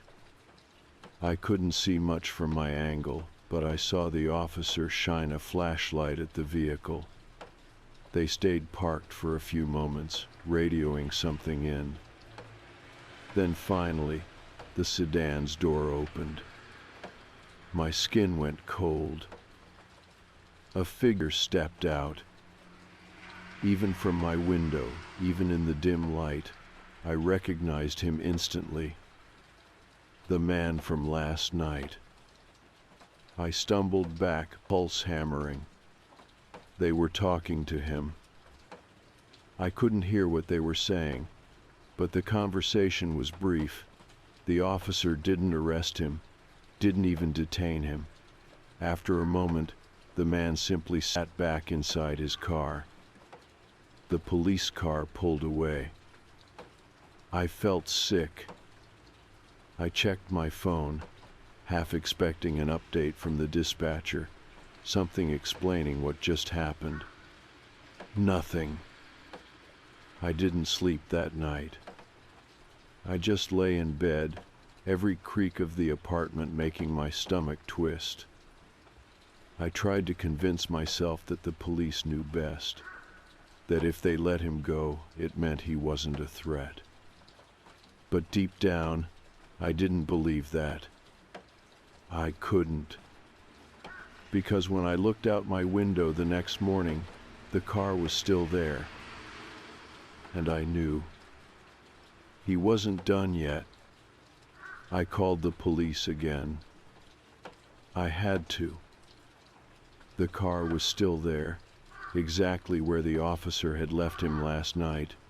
The realization made my stomach churn. He never left. He sat in that car all night, just watching. The phone rang twice before the dispatcher answered. 911, what's your emergency? I took a shaky breath. I called last night about a man pretending to be a delivery driver. The police came, but they let him go. His car is still outside. The dispatcher's tone didn't change. Calm, unbothered. Ma'am, is he inside your building? Has he attempted to approach you again? No, but I gripped the phone tighter. He's been sitting in his car all night. That's not normal. A pause. Then, unfortunately, since he hasn't committed a crime, there's not much we can do unless he trespasses or tries to enter your home. Have you noticed him making any attempts to approach your door? I squeezed my eyes shut. He already had. I had told them everything, that he knocked on my door, that he tried to pretend he was my delivery driver, that he waited. And none of it mattered. He's stalking me, I whispered. We don't have evidence of that. My stomach twisted. It felt like I was losing my grip, like I was stuck in a nightmare no one else could see. Ma'am, if you feel unsafe, we recommend staying inside and keeping your doors locked. If he approaches again, call us immediately. I didn't argue. What was the point? I hung up. By noon, the car was gone. I should have felt relief, but instead I just felt sick. The car had been sitting outside my apartment for hours, and then it disappeared the second the sun came up. It wasn't over. I knew that. It was a waiting game now. He was waiting for me to let my guard down. I spent the day glued to my window, watching every single car that pulled into the lot, every figure that moved down the sidewalk. Every time I saw a dark-colored sedan, my breath hitched in my throat. But it never stopped. I kept my doors locked, my curtains drawn. I ignored my phone, ignored texts from friends asking why I hadn't shown up for work. I was exhausted. My body ached from tension, but every time I tried to close my eyes, all I could see was his face behind my door, his flat voice murmuring, "Delivery." I don't know when I drifted off, but when I woke up, it was dark, and my phone was vibrating on the table. I reached for it, still groggy. My stomach clenched when I saw the notification. Unknown number. Why didn't you open the door? I sat up so fast my head spun. The message sat there on my screen, too simple, too casual, but I knew exactly who it was from. I swallowed hard, my fingers shaking as I typed back. Who is this? I waited, heart hammering.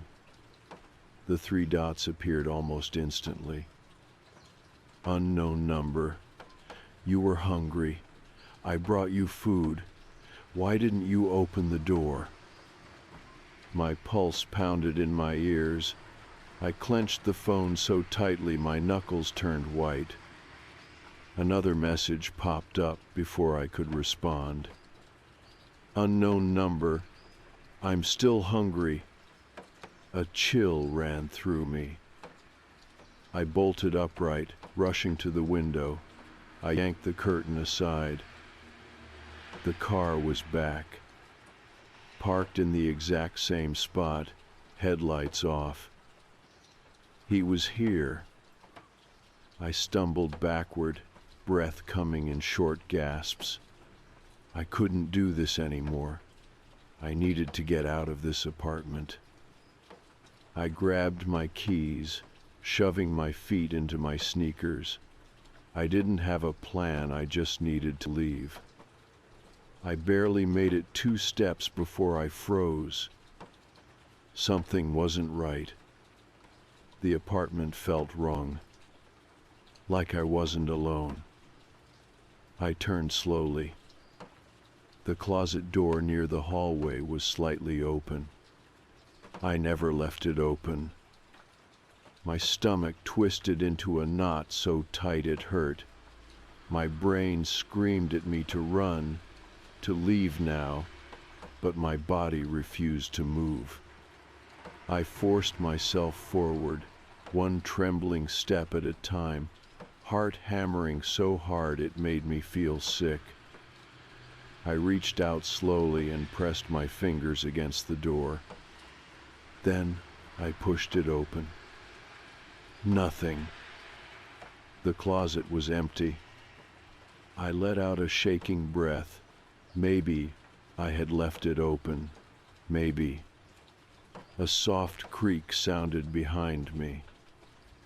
I turned just in time to see a shadow move past the kitchen.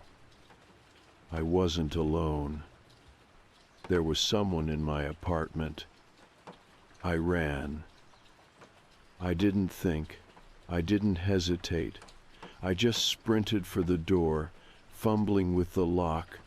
My fingers were slippery with sweat, and my hands wouldn't stop shaking. A low voice sounded behind me. "Why didn't you open the door?" I lunged forward and ripped the door open, practically throwing myself into the hallway. I ran, barefoot, heart pounding. I ran. I didn't stop until I was outside. My breath came in ragged gasps as I looked around wildly, my vision swimming. I needed help, someone, anyone. Then flashing red and blue lights. A police car. I stumbled toward it, waving my arms. "Help, there's someone in my apartment." The officer's door swung open, and within seconds, I was being ushered towards safety. I couldn't even speak properly, my words coming out jumbled between panicked breaths. By the time they got up to my unit, it was too late. The apartment was empty. Whoever had been inside was gone. But he had left something behind. The officers found it in my bedroom, sitting neatly on my nightstand. A half-eaten burger. The same one from the restaurant I ordered from that night. Cold. And missing exactly one bite. I barely remember what happened after they found the burger. The officers kept asking me the same questions over and over. Had I seen him? Did I know who he was? Did I have any idea how he got in? I didn't know anything. One officer stayed with me while another searched the apartment. They checked every room, every closet, even the vents. They asked if I had a fire escape, if any windows had been unlocked. Everything was secure, except my front door. There were no signs of forced entry. The deadbolt was still in place. The chain had been locked when I ran out, which meant he was already inside. I thought I was going to throw up. The realization made my skin crawl. I had checked every lock, every door before I went to bed. I had been so careful. And yet, he had been in there, watching me. I spent the next few hours in a haze, answering police questions I barely processed. They took my statement. They photographed the burger, the one missing bite. And then they asked something that made my blood run cold. "Are you sure nothing else is missing?" I hadn't even thought about that. I numbly walked through my apartment, trying to see it differently, trying to notice if anything's off. Nothing was gone, but something was added. A note. A small, crumpled napkin placed neatly on my kitchen counter. 3 words, shaky, smudged. Not finished yet. I sat down so fast my legs almost gave out. One of the officers snatched the napkin up with gloved hands, slipping it into an evidence bag. They took me to a hotel that night. They said it was precautionary. They were still trying to track him down. I barely slept. Every noise made my stomach twist. Every passing shadow outside my window made my pulse hammer. I kept thinking about the note. He wasn't finished yet. But I was. I was done being scared. Done waiting. I had to know who he was. The next morning I sat in the police station, staring at a manila folder on the table. Inside was everything they had found. And there was finally a name. Mark Fenton, 48 years old. Not a delivery driver, not a stranger. He had a record. Breaking and entering, stalking, a history of fixating on women who lived alone. The officer in front of me cleared his throat. We ran his face through our system. Turns out, he's been arrested before years ago. He's been in and out of jail for trespassing, violating restraining orders, things like that. I swallowed hard. Why wasn't he in jail? The officer sighed. Nothing ever stuck for long. Short sentences, probation. But this time, he flipped a page in the file. We got him. The words sent a jolt through my body. They caught him. They had him in custody. I blinked, trying to process it. Where? He hesitated. He was arrested outside your building. My stomach twisted. When? The officer leaned forward. An hour ago. A cold weight settled in my chest. He came back. Even after the police had been inside my apartment, after they searched for him, he had come back. I licked my lips. What did he say? The officer looked at me carefully, like he was deciding how much to tell me. Then finally he said, he confessed. The room tilted slightly. I gripped the edge of the table. He confessed. To everything? The officer slid a printed transcript in front of me. We recorded the whole thing. I didn't want to read it, but my hands moved before I could stop them. The words blurred together at first, then I saw my name. I saw her once, in the parking lot. She looked at me. That was enough. I watched her for weeks. I knew she was alone. She left her door open for me once.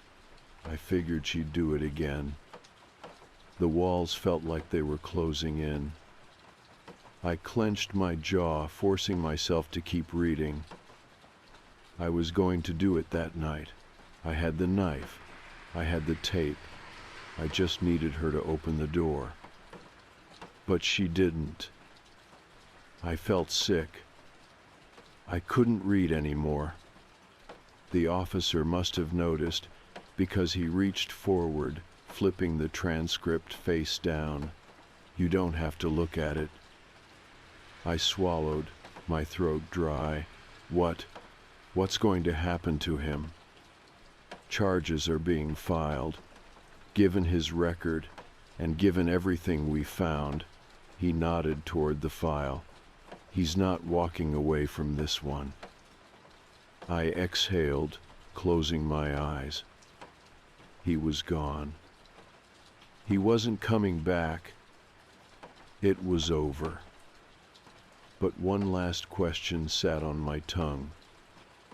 Why did he take a bite? The officer hesitated. We asked him that too. He reached into the file, pulled out one last piece of paper. I didn't want to see it, but he read it anyway. She wouldn't open the door, so I wanted to see what it was like, to take something from her. I gripped my arms, disgusted that he had been inside my apartment, that he had waited in my closet, that he had watched me all night, knowing exactly what he wanted to do. And when he couldn't do it, he settled for taking one bite. I don't remember much after that. I just nodded numbly as they told me I was safe, that he was in custody, that it was over. And eventually, I believed them. It took time, months of therapy, changing apartments, buying security cameras, sleeping with my dresser pushed against the door. But I got better. I moved on. I was alive.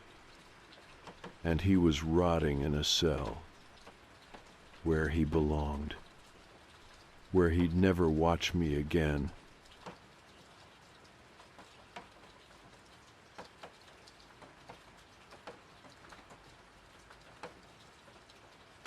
The cabin had been in our family for generations.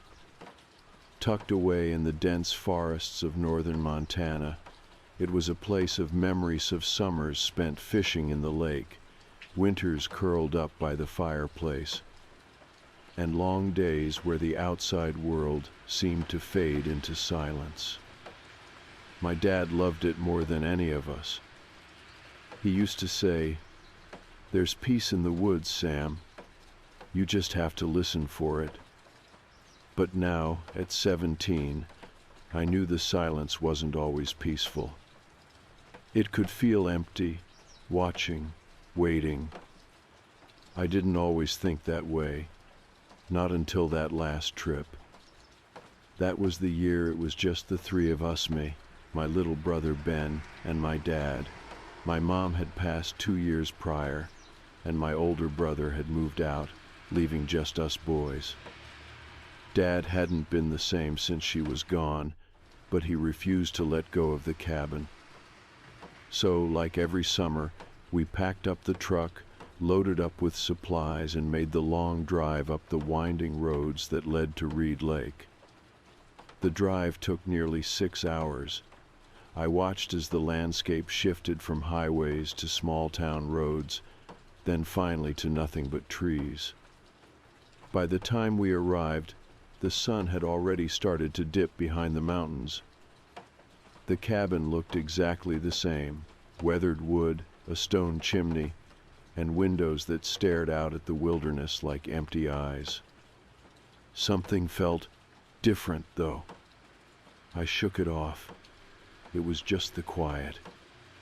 As soon as we stepped out, the smell of pine and damp earth filled my lungs. The place still had that wild, untouched feeling that I used to love as a kid. Ben jumped out of the truck, already excited to ride his dirt bike around the property. My dad stretched, breathing in the fresh air. "Feels good to be back," he said. But for the first time in my life, I wasn't so sure. We didn't have any real neighbors. The closest sign of life was an old hunting cabin a half-mile up the road. It had been there as long as I could remember. We'd never seen anyone live there. Dad said it belonged to a guy named Carl Jensen, a hunter who used to live off the land but disappeared years ago. The only thing that ever changed about the place was the yard. It should have been overgrown, abandoned. But every year, the grass was freshly cut. No sign of cars, no lights at night. Just freshly cut grass. It unsettled me, but my dad just shrugged.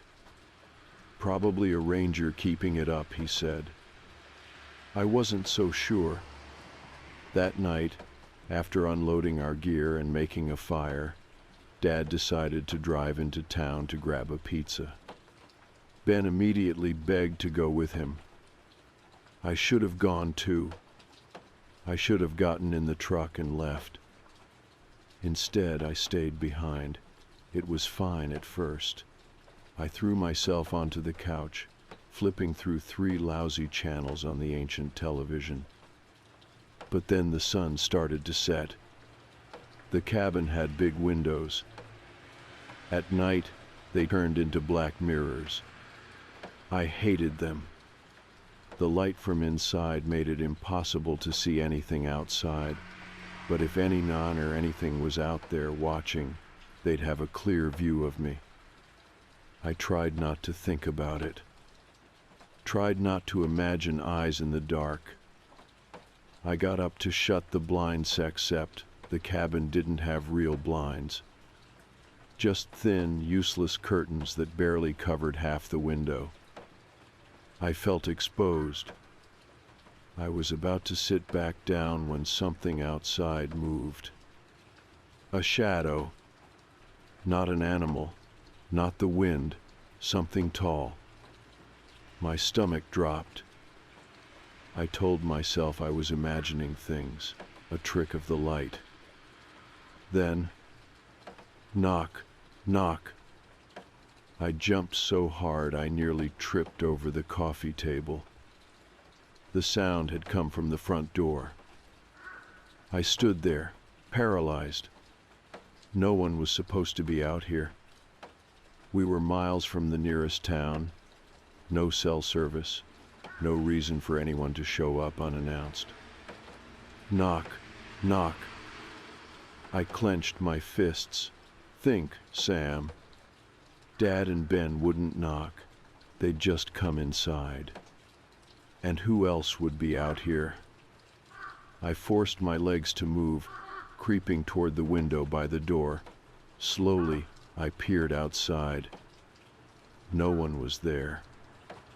The porch was empty. Just the dense, black woods beyond it. I swallowed hard. Maybe it was the wind. Maybe. Then I saw it. The note. A single piece of paper, taped to the wooden railing outside. I hesitated. Then, heart hammering, I opened the door just enough to grab it before slamming it shut again. I unfolded the paper with shaking hands. 4 words, scrawled in messy, hurried handwriting. If you hear it, run. The air in the cabin felt too thick. My breathing came fast. This was a joke. It had to be. A prank from some hunter, some idiot messing with campers. But then I noticed something. The paper was damp. Fresh. It hadn't been sitting out long. Whoever left it was still nearby. A wave of nausea rolled over me. I locked every door, turned off every light, and sat there in the darkness, gripping the note. Waiting. I sat in the dark, gripping the note, my pulse hammering so hard it echoed in my ears. If you hear it, run. I wanted to believe this was some prank, some local messing with outsiders, but deep down, I knew better. Because no one was out here. No one should be out here. I checked the time. My dad and Ben had only been gone for about 20 minutes. It would take at least an hour before they got back. And I was alone. I sat still, listening. The only sound was the wind brushing against the cabin walls, the faint creaking of the old wooden beams settling in the cold. Nothing else. Still, I couldn't shake the feeling that someone or something was out there. Watching. Waiting. I checked the locks again, peering through the narrow gap in the curtains. The porch was empty. The road leading to the cabin nothing. I turned my gaze to the trees. That's when I saw it. A figure, standing just beyond the tree line. My stomach twisted into knots. It wasn't moving, not shifting, not adjusting its stance, just standing there. A tall, thin silhouette, barely visible in the dim moonlight. I squinted, my breath shallow. It almost looked like a person, but something was wrong. Their proportions were off, arms too long, the head tilted at an unnatural angle, like someone trying to mimic a human shape but getting it slightly wrong. I blinked. It was gone. A cold sweat broke out across my back. I hadn't looked away, but somehow, in that single moment, it had vanished. I stepped back from the window, my hands clammy. I needed to stay calm, think rationally. It was dark, I was tired. I had probably just imagined its shadows playing tricks on me. But that note, that damn note. Someone else had seen something too. Someone had left a warning just for me. I told myself I'd stay inside, lock up, sit tight, and wait for my dad to get back. And that would have been the smart thing to do. But then I heard it. A voice. Soft, distant, coming from the trees. Sam? I froze. My blood turned to ice. It sounded like Ben. But wrong. Something about it was off. The tone was flat, missing that natural lilt of human speech. Like someone imitating a voice, but not quite nailing it. Sam, help me. It was closer now. Number. Ben was with my dad, miles away. There was no way he was in those woods. A knot of fear twisted in my gut. I remembered the note. If you hear Itron. My hands shook. My mind screamed at me to listen, to lock myself in the bathroom or crawl under the bed and wait. But my legs wouldn't move. Instead, I did the worst thing I could have done. I answered, Ben? Silence. My heart pounded. I took a slow step toward the door, then another. I was shaking so bad I could barely breathe. Then, a sound. Something running. Barreling through the trees, moving fast. I sucked in a sharp breath, stumbling backward. Then bang. The front door shook violently, like something had slammed into it full force. I screamed. Another bang. The door rattled on its hinges. I ran. I ran straight to my dad's room and slammed the door shut, locking it. My hands scrambled in the dark, searching for something, anything I could use as a weapon. Footsteps. Slow, deliberate footsteps outside the door. And then, the doorknob turned. I nearly choked on my own breath. The lock held, but the knob twisted back and forth, slowly, methodically. Whoever was out there wasn't trying to break in. It was waiting. Testing. My body locked up. I was too terrified to move. Then, Sam? I stopped breathing. Because this time, it was my dad's voice. Sam, it's me. Open the door. The doorknob rattled again. My hands clenched into fists. Number. It wasn't him. It was the same voice from the woods. It was just using his voice now. A tightness clawed up my throat. I wanted to cry. I didn't. Instead, I forced my legs to move, backing away from the door. Bang. A single, final hit against the wood. Then, silence. No footsteps. No voices. Nothing. I stood there, shaking, listening. Then, from outside, the sound of a car approaching. My dad. The real one. I barely had time to process it before I heard the truck pull up, tires crunching on the gravel. A car door slammed. Sam, my dad's voice, his real voice. I bolted. I ran out of the bedroom, through the hallway, and toward the front door only to stop cold. The front door was wide open. No sign of forced entry. Just open. Like someone had walked right in. Like someone had walked right out. I turned, scanning the room. Nothing. No sign that anything had been there. Except for the note. I still had it, clenched in my fist. My dad's footsteps pounded onto the porch, followed by Ben's voice. Sam, what's going on? I turned, staring at them, at their confused expressions, at the warm glow of the truck's headlights spilling onto the porch. For a second, I thought I imagined it all. But then I saw something, just past my dad's shoulder.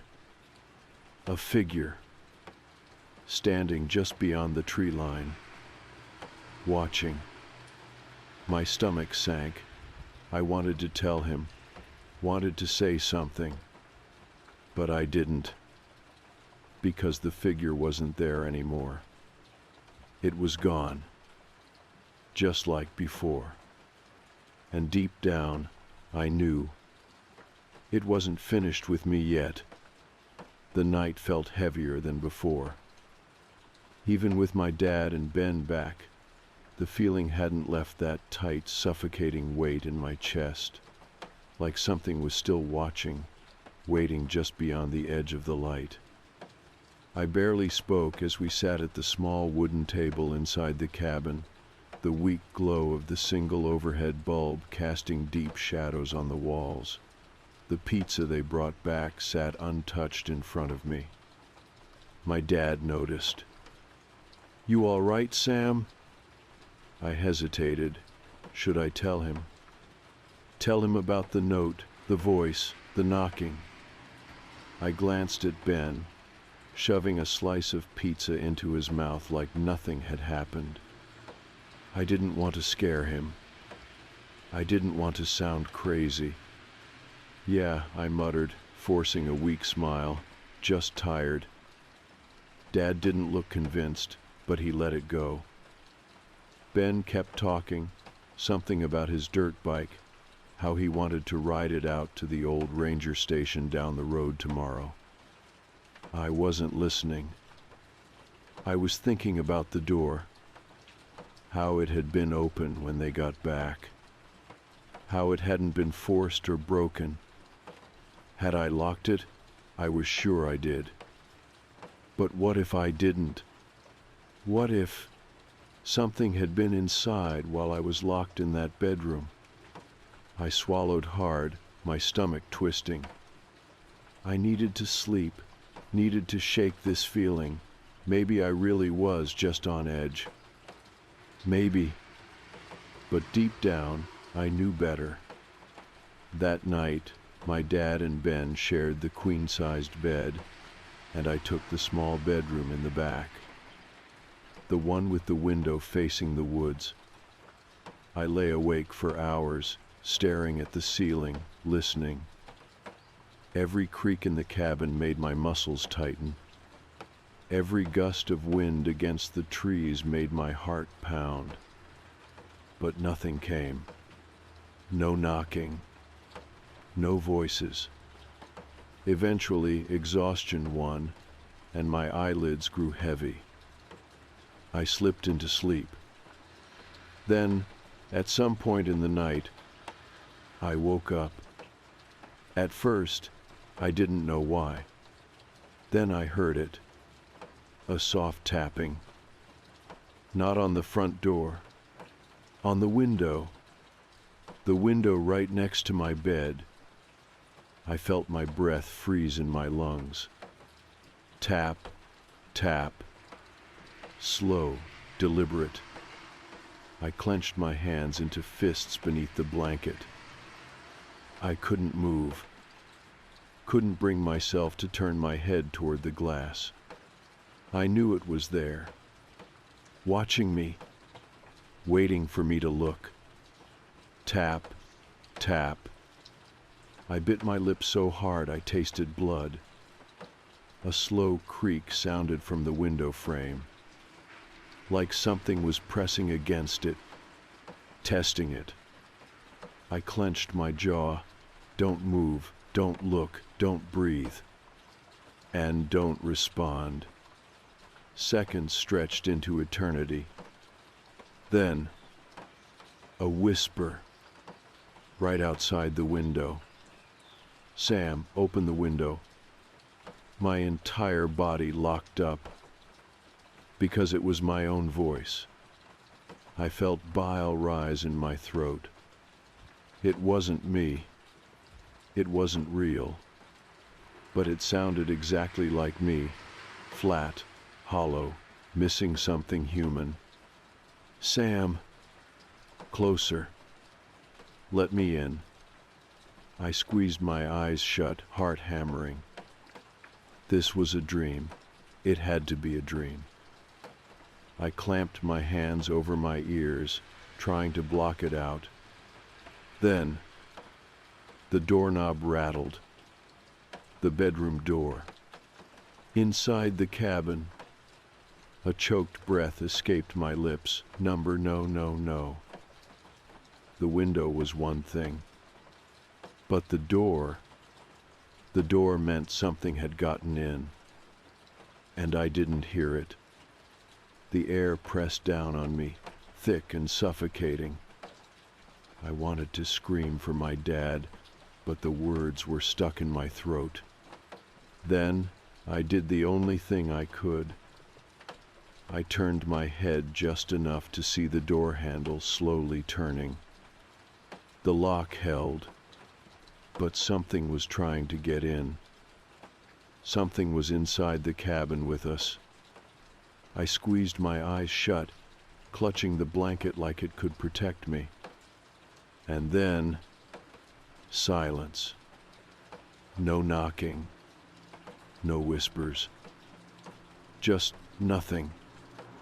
I stayed like that, curled up and shaking, until the first hints of dawn crept through the window. The moment I saw sunlight, I shot up from bed, stumbling toward the door. It was still locked, but there were scratches on the wood. Thin, deep scratches, like something had been clawing at it. My breath came fast and uneven. I needed to tell my dad. I needed to. A sound outside made me freeze. Footsteps. Slow, crunching footsteps on the gravel. I turned, moving toward the window. Something was walking toward the cabin. My dad. But something was wrong. His gait was stiff, wrong. I felt a cold shiver crawl up my spine. He stopped just a few feet from the porch. Then, he looked up and smiled. It wasn't him. It had his face, his build, his clothes. But it wasn't him. The eyes were wrong. They weren't my dad's. They weren't anyone's. They were empty. Then, without moving his lips, I heard his voice. "Sam, come outside." My breath caught in my throat. I stumbled back from the window. Then, the front door creaked open. I turned. My real dad was standing in the doorway, still half asleep, rubbing his eyes. "Sam, who are you talking to?" I spun back to the window. The thing was gone. I gasped, chest rising and falling in sharp, shaking breaths. My dad stepped into the room, confused. "What's wrong?" I couldn't speak. I just looked at him, at his real eyes, the warmth in them, the exhaustion. It was really him. But something else had been here. Something else had worn his face. And I had almost answered it. I stood there, my breath shallow, heart pounding so hard it hurt. The thing that looked like my dad was gone. Vanished, like it had never been there at all. But it had been. And I had almost answered it.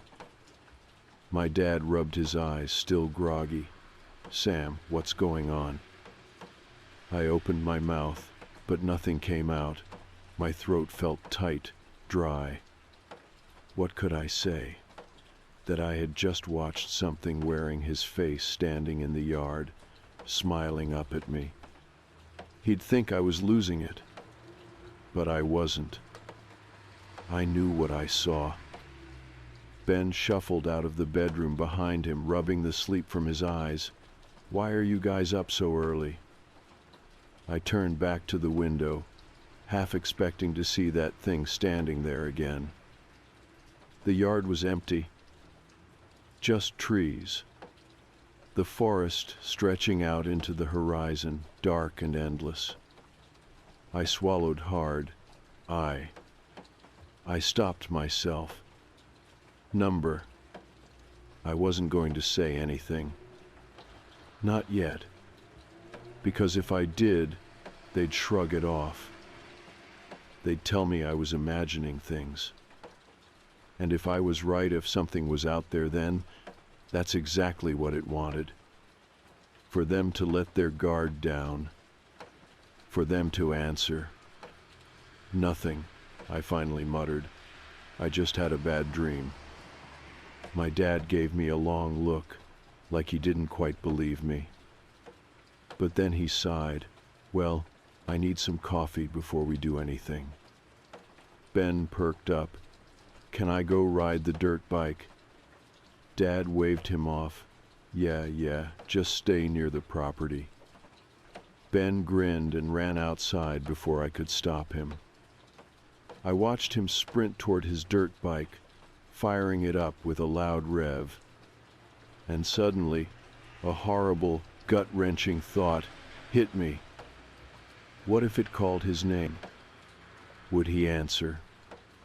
Would it trick him like it almost tricked me? Panic flared in my chest. "Ben, wait." I started toward the door, but it was too late. He was already peeling off down the dirt road, disappearing behind the tree line. I stood frozen in the doorway, heart hammering, the sound of his engine fading into the distance. My dad sipped his coffee behind me. "You're acting weird, kid. You sure you're okay?" I forced myself to nod. But I wasn't. I wasn't okay at all. The neighbor's house. The morning dragged. I tried to act normal. I really did. I helped Dad stack some firewood, cleaned up the kitchen, anything to keep my mind off last night. But I couldn't stop thinking about Ben. He had been gone too long, and no one seemed to care but me. I checked my watch. Nearly an hour. Way too long for him to just be riding loops around the cabin. I set the axe down, wiping sweat from my forehead. "I'm going to go check on Ben," I said. trying to keep my voice steady. Dad barely looked up from the wood pile. He's fine. You know how he-ish gets distracted. I clenched my jaw. Still, I'll be back soon. I grabbed a flashlight, even though it was broad daylight, and started walking. The dirt road was quiet, the only sound my footsteps against the gravel. I scanned the trees, searching for any sign of his dirt bike tracks. Nothing. I picked up the pace. Then, up ahead, past a curve in the road, I saw it. Ben's dirt bike, lying on its side. The engine was still warm. My stomach plummeted. Ben? No response. I turned in a slow circle, skin prickling. There was only one place nearby he could have gone, the old neighbor's house. The one no one was supposed to live in. The one with the freshly cut grass. And the open door. My hands went clammy. The door was wide open. I stepped forward, my throat tightening. The place looked abandoned, like no one had lived there for decades. Windows coated in dust, paint peeling from the walls, the front steps slightly warped and sagging from rain. But someone had been here. Someone had left the door open. And I had a sinking feeling that Ben had gone inside. "Ben?" I called, stepping onto the porch. Still nothing. I took a deep breath and pushed open the door. Inside the house, the air inside was stale, rotting, like old wood and something worse. The living room was small, dusty furniture, a broken television, an old wooden table, no sign of Ben. I moved forward, my footsteps too loud. The kitchen was worse, empty, ransacked, a few rotting food containers left open on the counter, a moldy plate in the sink. It didn't make sense. Why would he come in here? "Ben," I called again, voice shaking. Then, a sound from down the hall. Something shifting. I turned, pulse hammering. A single door stood at the end of the hallway. Slightly open. I swallowed. "Ben?" Nothing. I stepped closer. The air grew heavier. The hallway smelled damp, like earth. Like something had been buried. I reached the door, my fingers hesitating on the edge. Then, I pushed it open. A staircase, leading down, a basement. My breath hitched. I felt it before I even stepped down. Something was down there, waiting. A chill ran through me. I didn't want to go down. Every instinct screamed not to. But I had to find Ben. So, I forced myself forward. The stairs creaked beneath my weight. The light was dim, just a single bare bulb flickering above. I stepped off the last stair, and then I saw them. Hooks, hanging from the ceiling. My stomach lurched. Some were empty, some had things on them. I couldn't tell what, old clothes maybe, pieces of something that looked too dark to be fabric. Then, a breath, right behind me. I spun around, and there he was, Ben, standing in the middle of the room. His face pale, eyes wide. His arms had deep cuts, still bleeding. "Ben," I whispered, stepping toward him. He didn't move, didn't blink, Then, slowly, he smiled. My blood turned to ice. It wasn't him. I knew it wasn't him. Because as he stood there, grinning, something shifted behind him. And I saw it. The real Ben. Hunched in the corner, shaking, terrified. My breath caught. The thing in front of me, the thing pretending to be my brother, took a step forward. Ben was still smiling, but it wasn't him. I knew it. I could feel it in my bones, in the pit of my stomach. The real Benthay, shaking, terrified version of him was still huddled in the corner, eyes locked onto the thing standing in front of me. The thing that looked like him. The air in the basement felt thick, pressing against my chest like I was suffocating. The fake Ben took another step forward. I moved back. Slowly, carefully. The light above flickered. The room was too still, too wrong. And then it spoke. "Sam," it said. My own brother's voice, perfectly copied. A shiver crawled down my spine. The real Ben whimpered behind it, silent, shaking. I had to get to him. But the thing stood between us. I forced myself to speak. "Ben?" My voice was barely above a whisper. The wrong one grinned wider. "Yeah?" A response. That's what it wanted. It wanted me to acknowledge it, to believe it. And I almost did. Almost. But then I noticed something. Its feet. It wasn't standing. Not really. It was hovering just an inch above the ground, as if it had never quite figured out how gravity worked. My chest tightened. I couldn't move, couldn't breathe.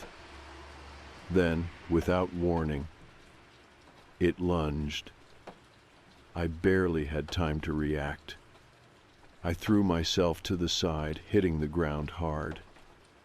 The thing screeched, its voice warping Ben's voice, twisting into something else entirely.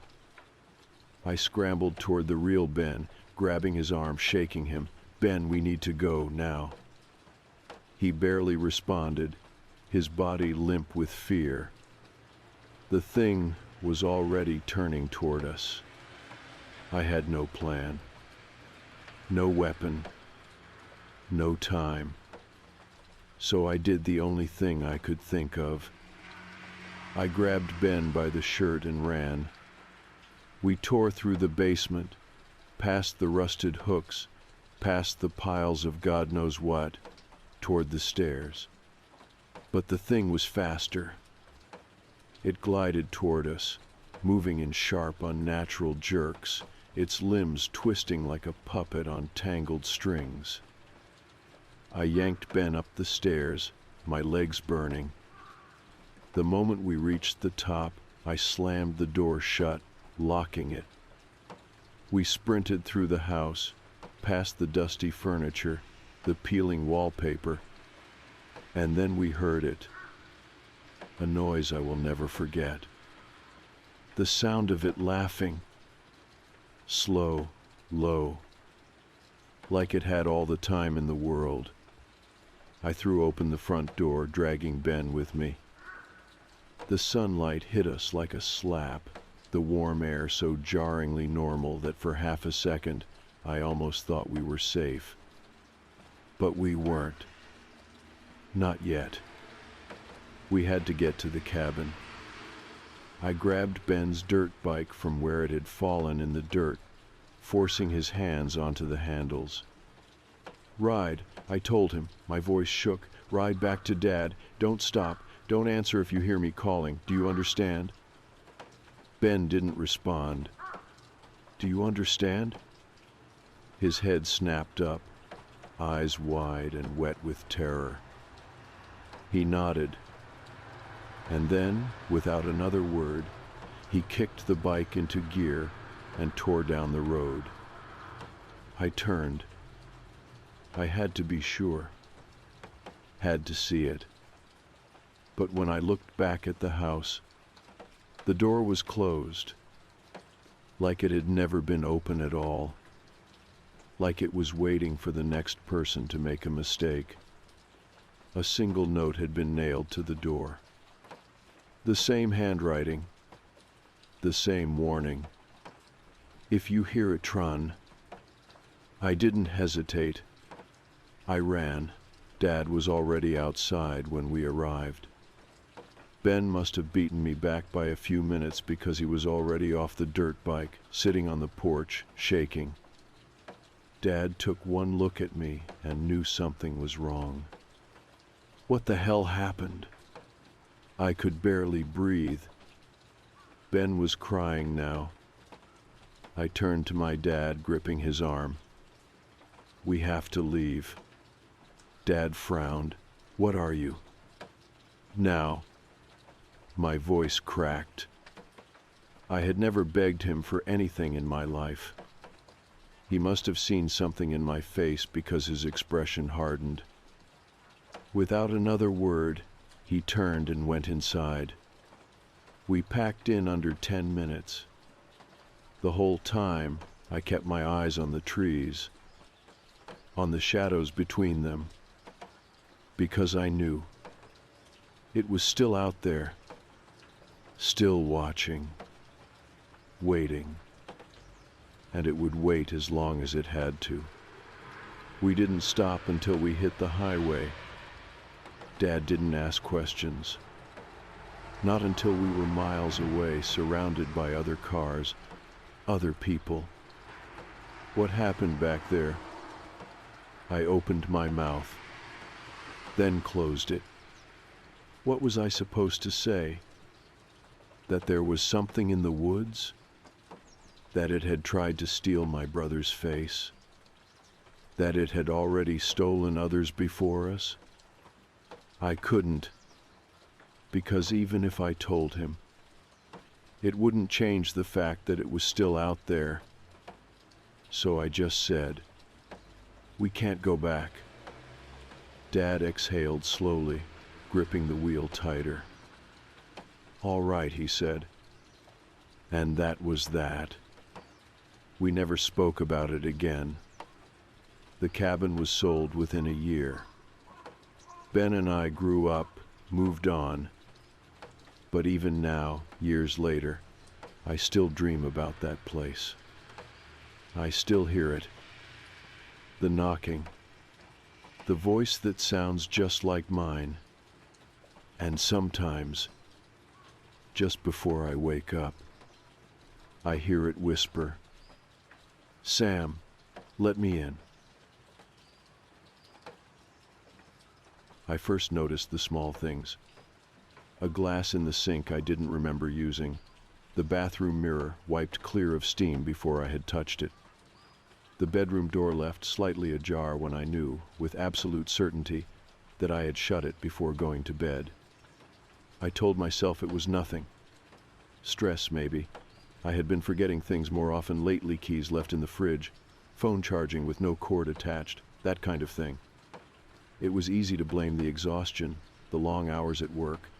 I lived alone, and when you live alone, your mind plays tricks on you. There's no one to confirm that yes, you did close that cabinet. Yes, you did finish that carton of milk. And so I brushed it aside. For a while. But unease is like a slow leak. You can ignore it. You can cover it with excuses. But eventually, it soaks through.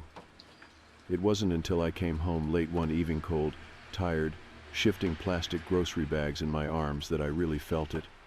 That unsettling, prickling awareness that something was different. The apartment looked the same, smelled the same detergent, a lingering trace of last night's coffee. But I hesitated at the door, my breath catching just slightly, noticing. The air felt wrong. Not heavy, not cold, just like a room where someone else had been standing only moments before. I let the groceries slip onto the counter and moved slowly, methodically through the apartment, scanning. The hallway light flickered just once. A familiar sound, the hum of my refrigerator, the faint buzz of a neighbor's television through the wall. Everything in place. And yet, I went to the bedroom, stepping carefully, listening to the soft creak of the floorboards beneath my feet. The closet was closed, the bed undisturbed, but as I turned to leave, my pulse lurched. The nightstand drawer was open. Not wide, just slightly, 2 inches, no more. A tiny shift, like someone had checked inside and forgotten to close it all the way. I reached out slowly, fingers hesitating just over the handle before pushing it shut. My breath was too loud in the quiet. I didn't sleep well that night. Or the next. Or the next. Because after that, it started happening more often. I'd wake up and find the kitchen cabinet open. Just one and never all of them, never anything obvious. A whisper of disturbance rather than a scream. The cereal box slightly misaligned. The milk a few inches from where I had left it. Once the bathroom door was locked from the inside when I knew I hadn't shut it at all. It was never big enough to be proof, never big enough to be real. And yet it was. The human brain is terrible at doubt. It's easier to lie to yourself than to admit you might be unsafe, that something might be inside the place you feel most secure. So I reasoned it away. I was absent-minded. I was overworked. I was developing some kind of sleep disorder. It was almost a relief when I lost my keys, because that had an explanation. They weren't in the bowl by the door where I always tossed them. They weren't in my purse or coat pocket. I spent an hour searching every possible place before finding them. On the coffee table, sitting neatly in the center. I laughed, not because it was funny, but because the alternative, the thought that I had looked there before, that they hadn't been there before, was worse. I couldn't tell if I was unraveling or if something was actually happening. So I started testing myself. Tiny things. A book positioned at a perfect angle on the shelf, spine aligned with the edge, a glass turned upside down on the counter, a single post-it note tucked into my sock drawer. Things that I would notice if they moved. And for a while, nothing happened. Days passed. A week. 2. The apartment settled back into itself. And then, one night, I came home late, and the post-it was gone. My stomach flipped. I checked the drawer again, even though I knew it was useless. I knew it had been there. I checked behind the dresser, beneath the bed, inside my shoes. Nothing. I stood in the center of the bedroom, my pulse hammering. My own breath sounded too loud. And that's when I saw the closet door. Slightly open. No more than an inch. I stared at it for so long that my vision blurred. I was not the kind of person who left the closet open at night. Because, like most people, I had an old childhood fear I never fully outgrew. The irrational but deeply human belief that, if you leave the door open while you sleep, you might wake up and see something watching you. I moved toward it slowly, my steps light, heart in my throat. The door creaked as I pushed it open wider, the sound too sharp, too sudden in the quiet apartment. Nothing. Clothes, shoes, an old box of winter scarves. I let out a long breath and almost laughed at myself. I was losing my mind. I had to be, because the alternative was too much. Still, I checked the lock on the front door twice that night. I wedged a chair beneath the handle. I stuffed a towel at the base, covering the gap between the door and the floor. And when I lay down, I faced the closet, just in case. For the first time in weeks, I slept deeply. And in the morning, when I groggily stepped out of bed, the chair was back under the dining table. I don't remember breathing. I don't remember moving. Just staring. There was no way, no way. I would have heard it. I would have woken up. A cold, creeping nausea curled in my stomach. I grabbed my phone with shaking hands and pulled up the browser. My skin was clammy, my fingertips too cold as I typed. How to tell if someone is living in your house without you knowing. The articles were useless. I didn't need an article. I already knew. I just didn't want to believe it. My hands were still shaking when I made the decision. I went online, ordered a small, discreet, motion-activated camera, same-day delivery. Because I needed to know. And I knew I wouldn't sleep again until I did. The package arrived just before sunset. A small, unmarked box left on my doorstep. I stood there for a moment, hesitating before picking it up, feeling the weight of it in my hands. It wasn't heavy. Just plastic and metal, and the terrible, unshakable certainty that once I set it up, there would be no more room for doubt. If something was in my apartment, I would know. And if there was nothing, then I had to accept that I was losing my mind. Neither option felt like a relief. I locked the door behind me and moved quickly, unboxing the camera and placing it on the highest shelf in the living room, angled toward the hallway. It was small, discreet, no blinking lights, no sound. It would sit there silently, watching, waiting. I set it to record only when it detected movement. Then I placed another one in the bedroom. That was the one that made my skin crawl. Because deep down, I already knew where the movement would happen. I didn't leave my apartment that evening. Couldn't. The idea of coming back to something changed, a door left open. A misplaced item felt unbearable, so I stayed. I made dinner without eating it, leaving the plate untouched on the counter. I checked my phone obsessively, waiting for notifications from the cameras. Nothing. Midnight came, then 1 a.m. The apartment was silent. Maybe I was wrong. Maybe. The alert popped up. Motion detected. My stomach turned to ice. For a long time I couldn't move. My fingers hovered over the screen, my breath coming too fast, too shallow. Then finally I tapped the notification. The playback loaded. The grainy night vision image of my apartment appeared, empty. At first. Then movement. Not from the front door, not from the window. From the hallway. A slow, deliberate shift in the shadows. I stopped breathing. A figure emerged. From my bedroom. Not in it. From it. The shape moved carefully, quietly. It knew how to avoid making sound. I couldn't tell what I was looking at.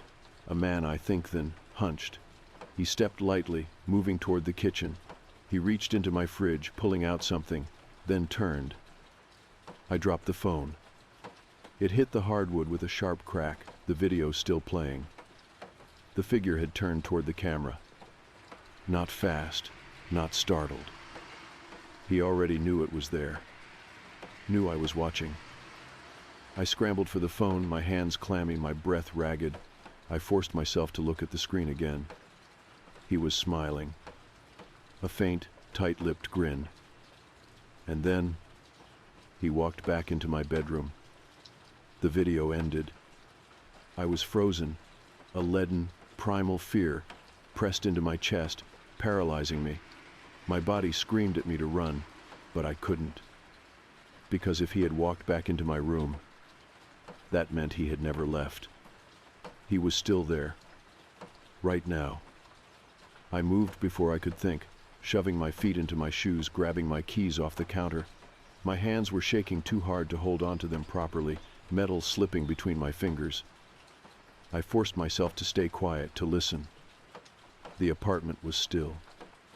The bedroom door was still open, yawning blackness beyond it. I couldn't go in there.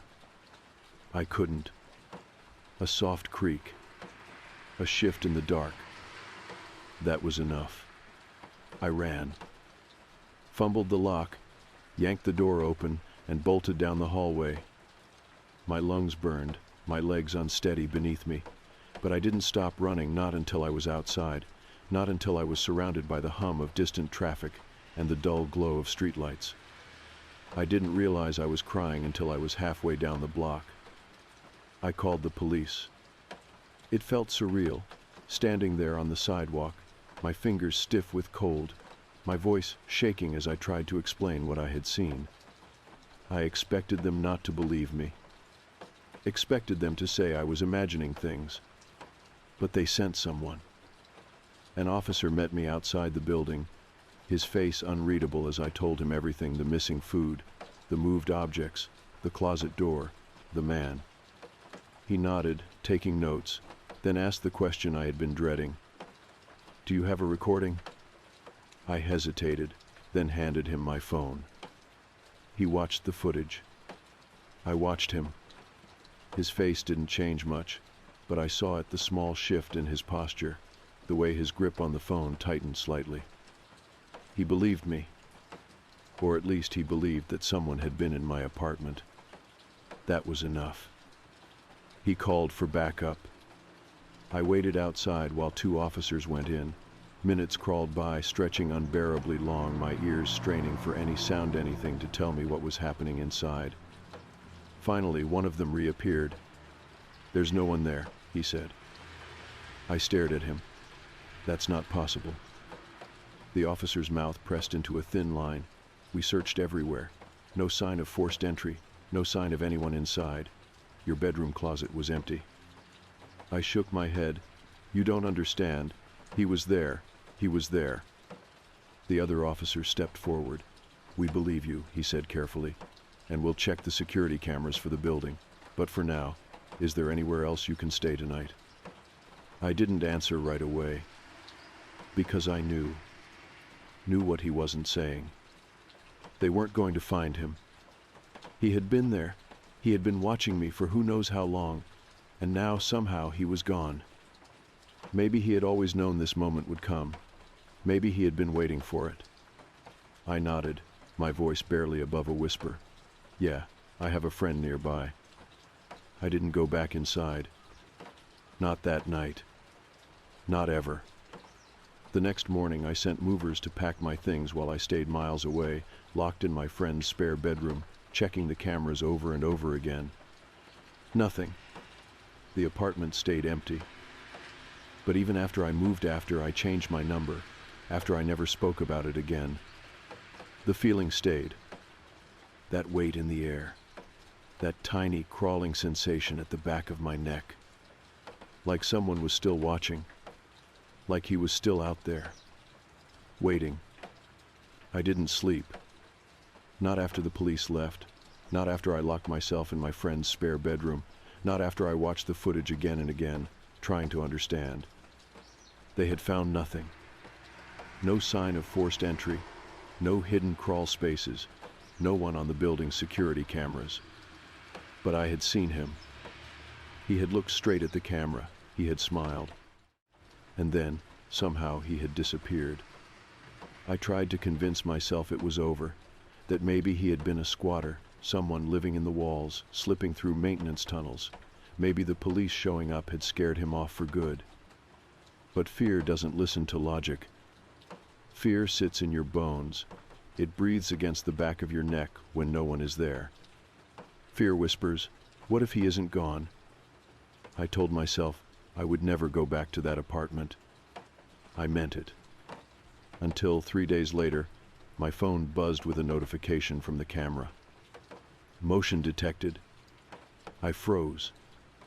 The apartment was supposed to be empty. The police had locked it up. The landlord was arranging new tenants.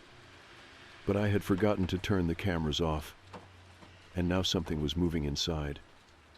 For a long time I just stared at the screen. My body screamed, "Don't look." But I looked. The video loaded. And I saw him. Not hiding. Not creeping. Standing dead center in my living room. Waiting. For me. I couldn't breathe.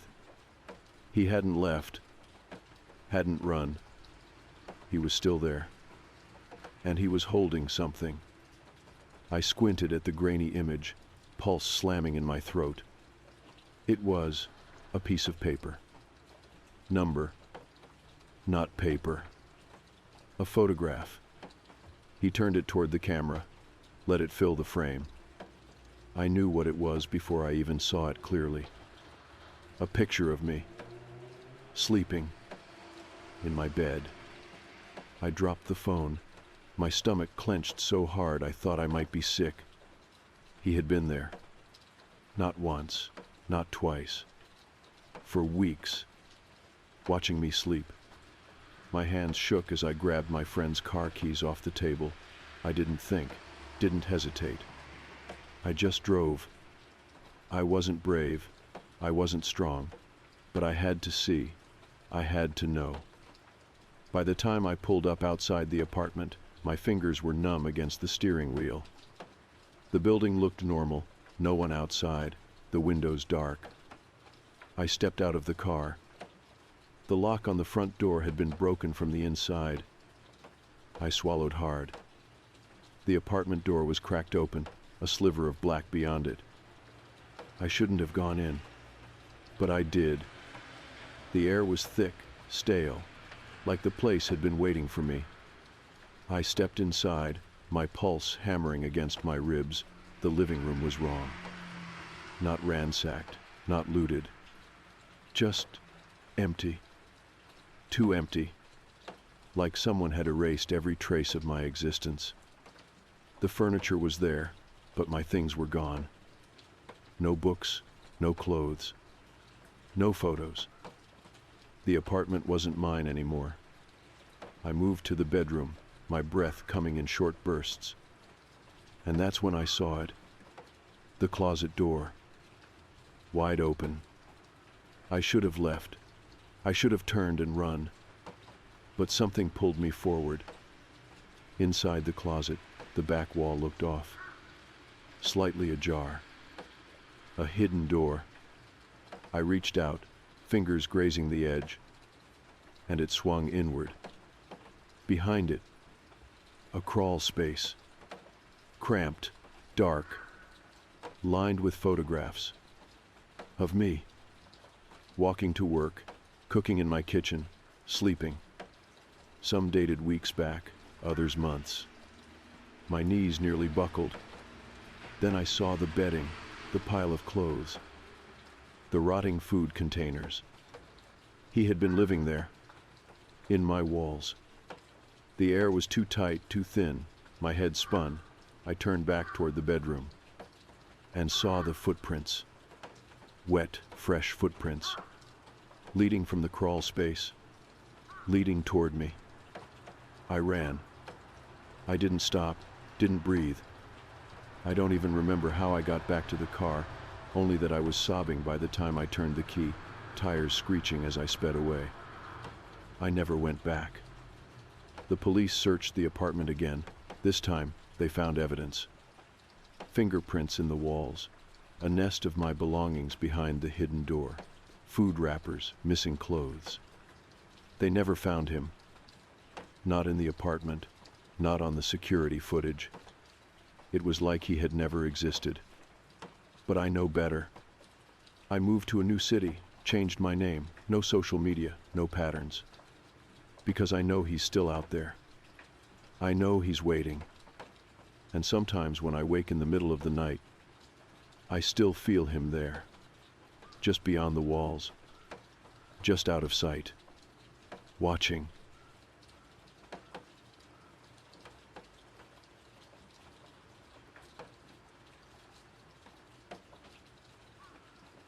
The highway stretched out before me, endless and empty. The darkness pressed in from all sides, swallowing the world beyond my high beams. The occasional reflective road sign flickered past, offering brief moments of clarity before fading back into the void. I had been driving for hours, the monotony of the road settling into my bones. The radio barely picked up a signal this far out, crackling static between half-audible country songs and fading talk shows. I kept it off. Somewhere along the way, the rain had started, not heavy, just a thin, misty drizzle that coated the windshield and made the pavement gleam beneath my headlights. That was when I saw him. a lone figure standing on the shoulder, drenched from head to toe, his posture hunched against the cold. A hitchhiker. I almost didn't stop. Every reasonable part of me said to keep driving. It was late, I was alone, and I didn't know this man. But there was something about the way he stood there, something desperate. I slowed down, my tires hissing against the wet road as I pulled over a few feet ahead of him. For a moment, he didn't move. He just stood in the rain, staring at the ground. Then, slowly, he lifted his head, his pale face illuminated by my taillights. He looked rough and shaven, his hair slicked to his forehead from the rain. His clothes were dark and worn thin, clinging to his thin frame. I reached over, unlocking the passenger door. "Need a ride?" He hesitated for a second. Then, without a word, he hurried to the car, yanking the door open and sliding in. A wave of cold air followed him, damp and heavy. I pulled back onto the road, the engine humming as we picked up speed. "Where you headed?" I asked. The man didn't answer right away. He was breathing heavily, his hands gripping his knees, his entire body tense.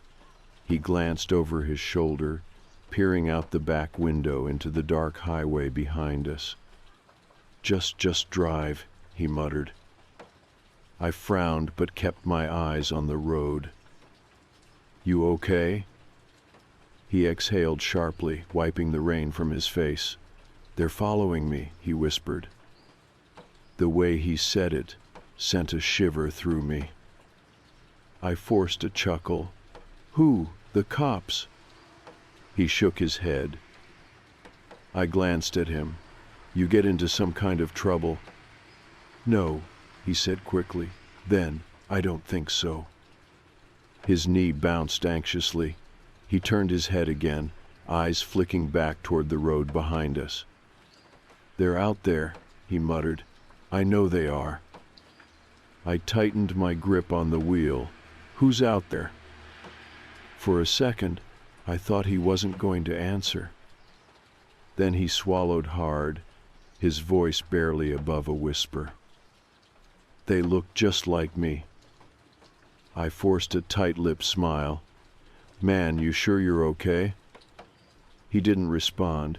He just kept staring into the dark, his breath coming fast and shallow.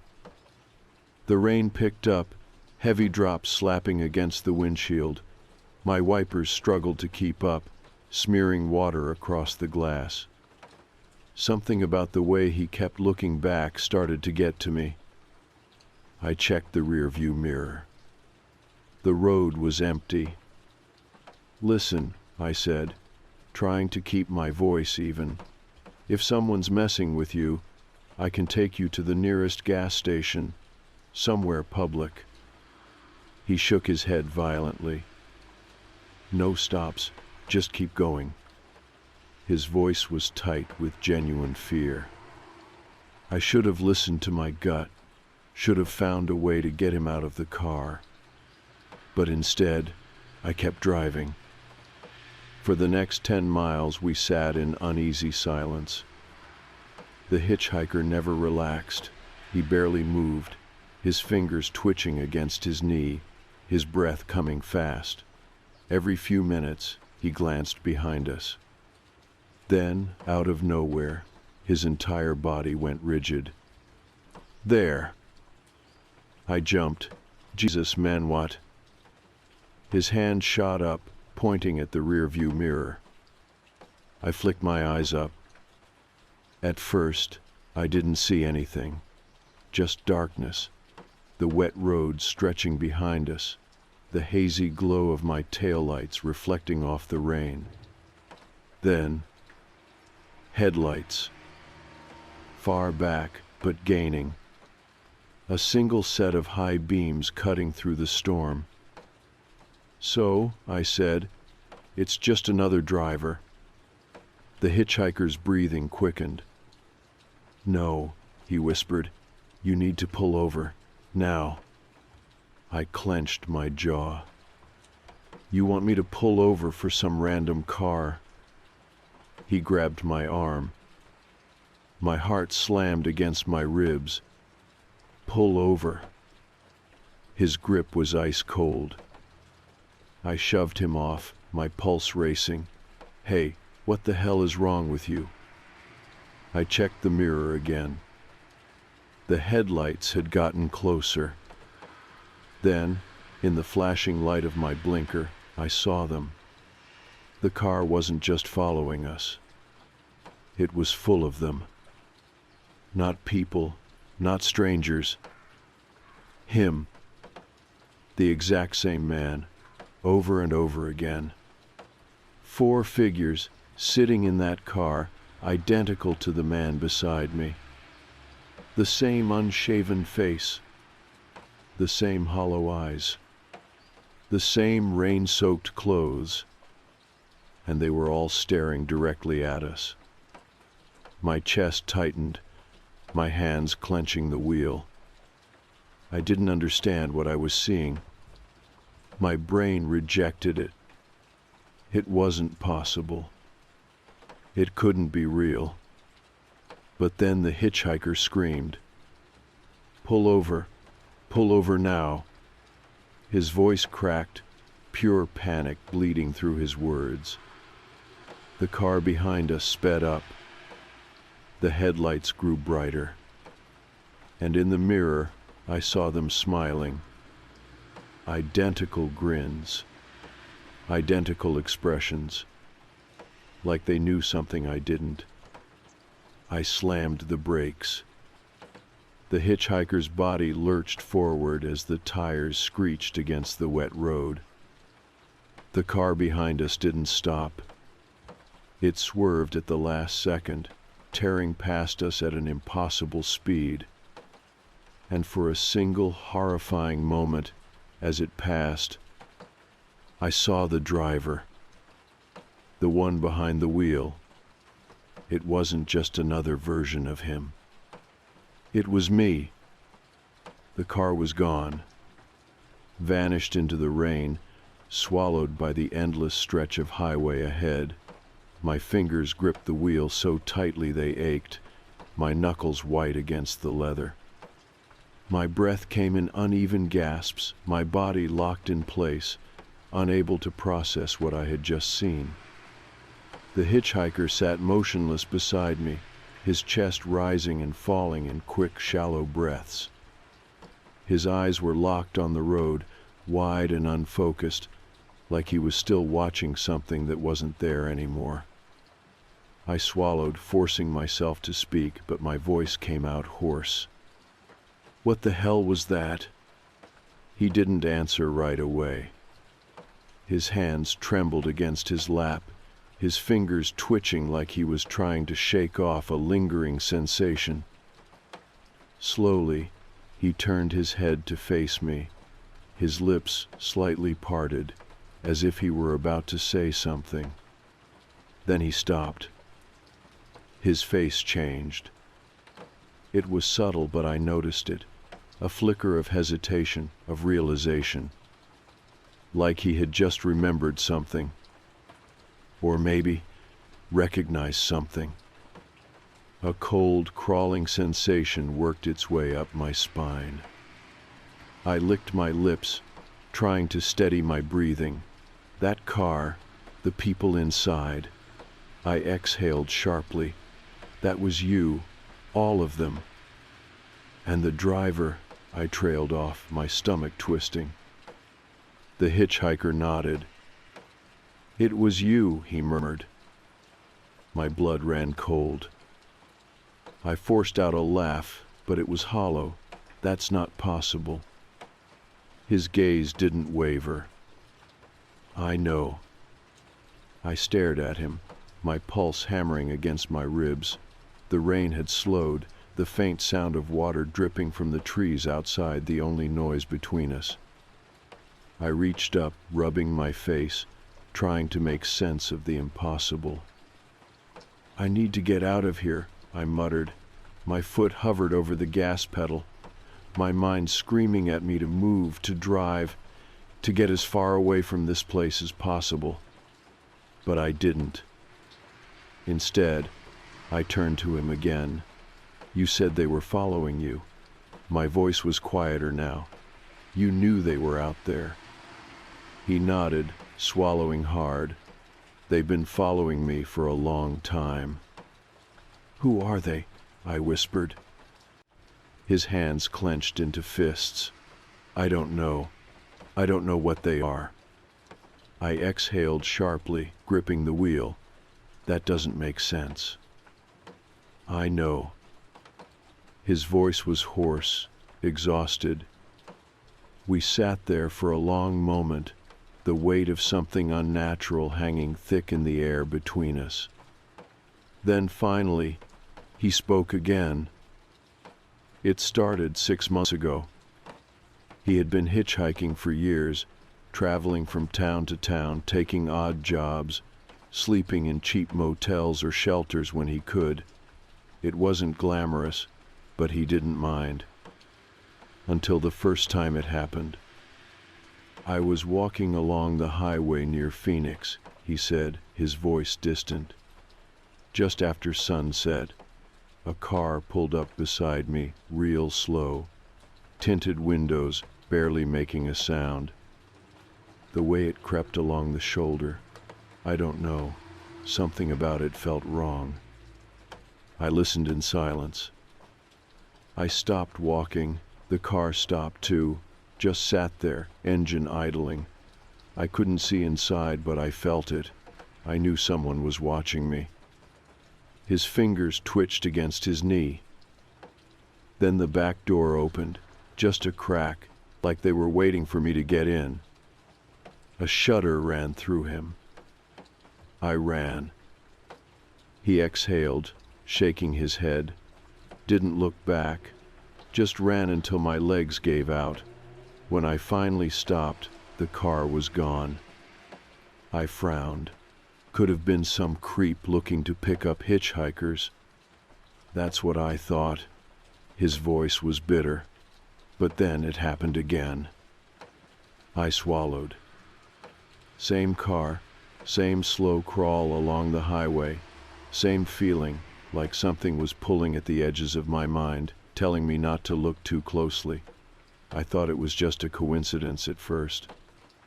Maybe I was being paranoid, but then... His voice faltered. I waited. He closed his eyes for a second, like he was trying to push away a memory.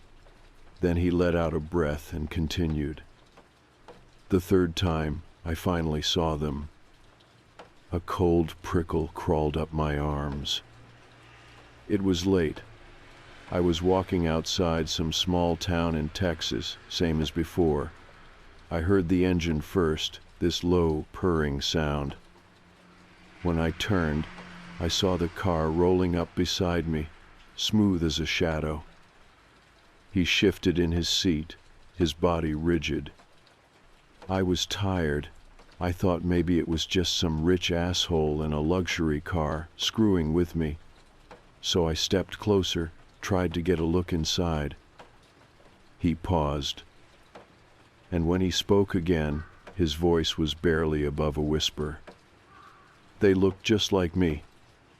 The hair on the back of my neck stood on end. I forced myself to speak. "You mean..." "Not just similar," he interrupted, shaking his head. "Not just a guy who kind of looked like me. They were me. Same face, same clothes, like a bunch of copies-perfect copies, sitting there in the dark, watching me." A shiver ran through me. I thought back to the car that had passed us, the figures inside, the driver. The other me. "Did they say anything?" I asked, my voice quieter now. He hesitated. "No," he admitted. "They just smiled." A sick feeling curled in my stomach. I tried to make sense of it. Maybe it was some kind of elaborate prank. Maybe the hitchhiker was delusional. suffering from paranoia or schizophrenia. Maybe I was just exhausted and seeing things that weren't there. But deep down, I knew that wasn't true. I had seen it, and I could still feel their eyes on me. "What do they want?" I whispered. His jaw tensed. "I don't know, but every time I stop, they get closer." A chill crawled over my skin.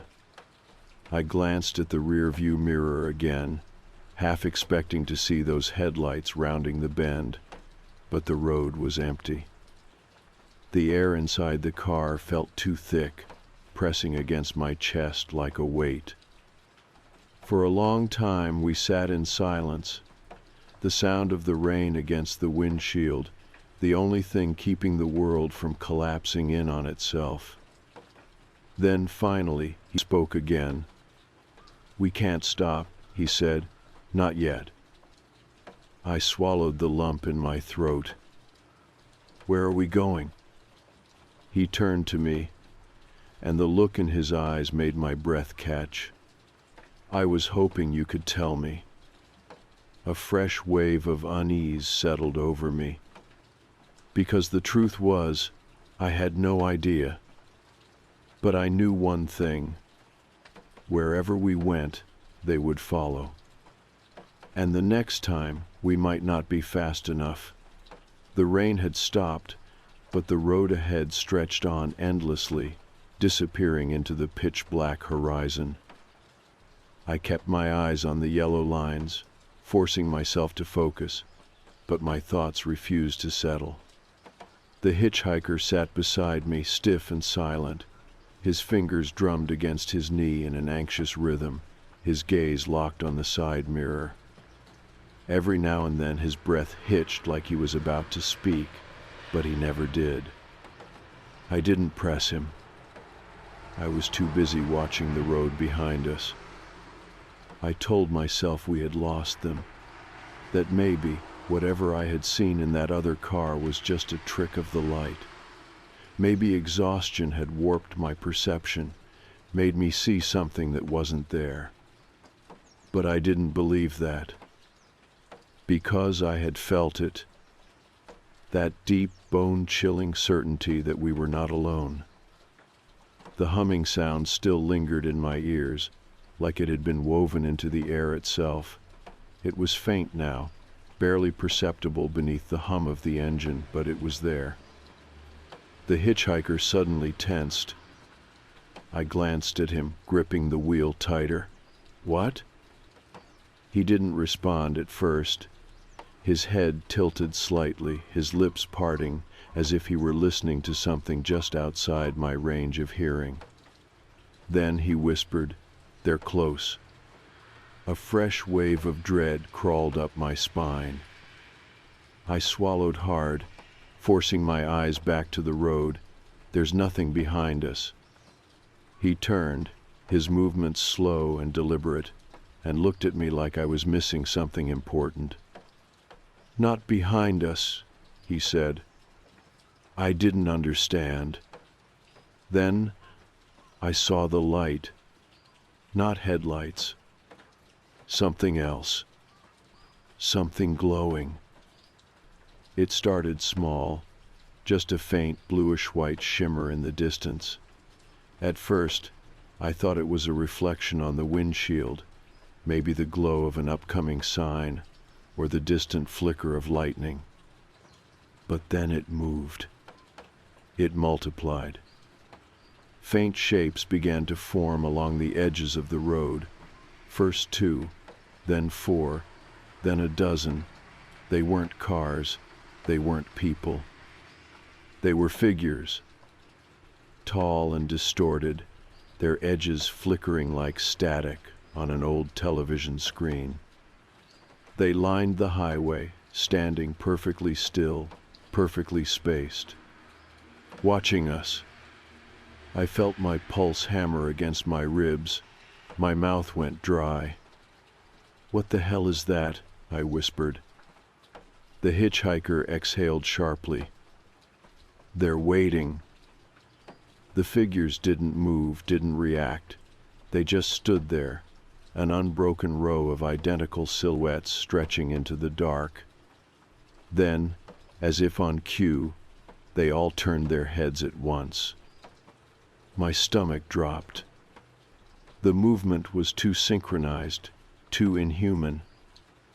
I gripped the wheel so tightly my fingers ached. "This isn't real," I muttered, shaking my head. "It's not real." The hitchhiker's voice was calm. "You saw them before, didn't you?" I didn't answer. Because I had. I had seen them in the car that passed us. I had seen them in the driver's seat, staring back at me with my own face. A new terror settled into my bones. What do they want? The hitchhiker swallowed hard. To replace us. The words hit me like a physical blow. I glanced at him, searching his face for some sign that this was a joke, some elaborate prank or hallucination, but his expression was grim. He wasn't lying. I turned back to the road. The figures were gone, but the humming remained. Louder now, surrounding us.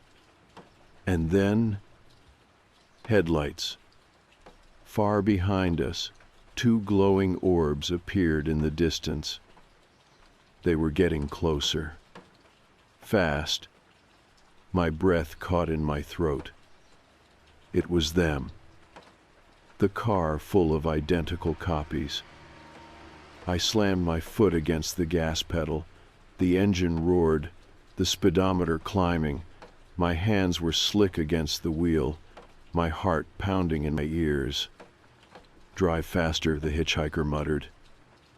I didn't need to be told twice. The car behind us gained speed, matching us effortlessly. The highway stretched endlessly ahead, no exits, no turns. Just a long, winding road leading deeper into nowhere. Then, the hitchhiker whispered something that sent a cold jolt through my body. "They're not trying to catch us." I glanced at him. What the hell does that mean? He didn't respond. His eyes were locked on the mirror, on the approaching car. And then, I understood. They weren't chasing us. They were pushing us forward, driving us towards something waiting up ahead. I swallowed hard, my hands trembling. "We need to stop." The hitchhiker's head snapped toward me. "No." "We don't even know what's ahead," I shouted. "What if we're driving right into whatever they want?" He opened his mouth, but before he could argue, the road changed. It happened suddenly, like we had crossed an invisible threshold. The asphalt beneath us darkened, the painted lines faded, the trees on either side of the road tilted inward, their branches stretching across the sky like skeletal fingers. And then I saw the town, or what was left of it. A collection of abandoned buildings loomed in the distance, their windows dark and hollow. Streetlights flickered dimly, casting unnatural shadows against the cracked pavement.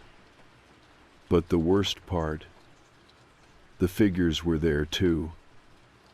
Hundreds of them, standing in the streets, motionless, waiting.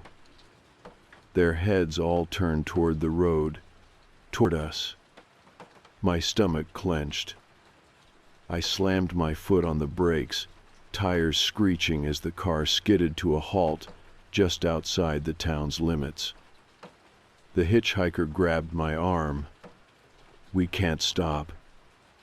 But I didn't move, because something was waiting in the middle of the road. A single figure, standing completely still, illuminated by the headlights. It was me. I couldn't move, couldn't think. The figure took a step forward, then another. A smile spread across its face. Not a normal smile, a knowing smile, like it had been expecting me, like I had finally arrived exactly where I was supposed to be.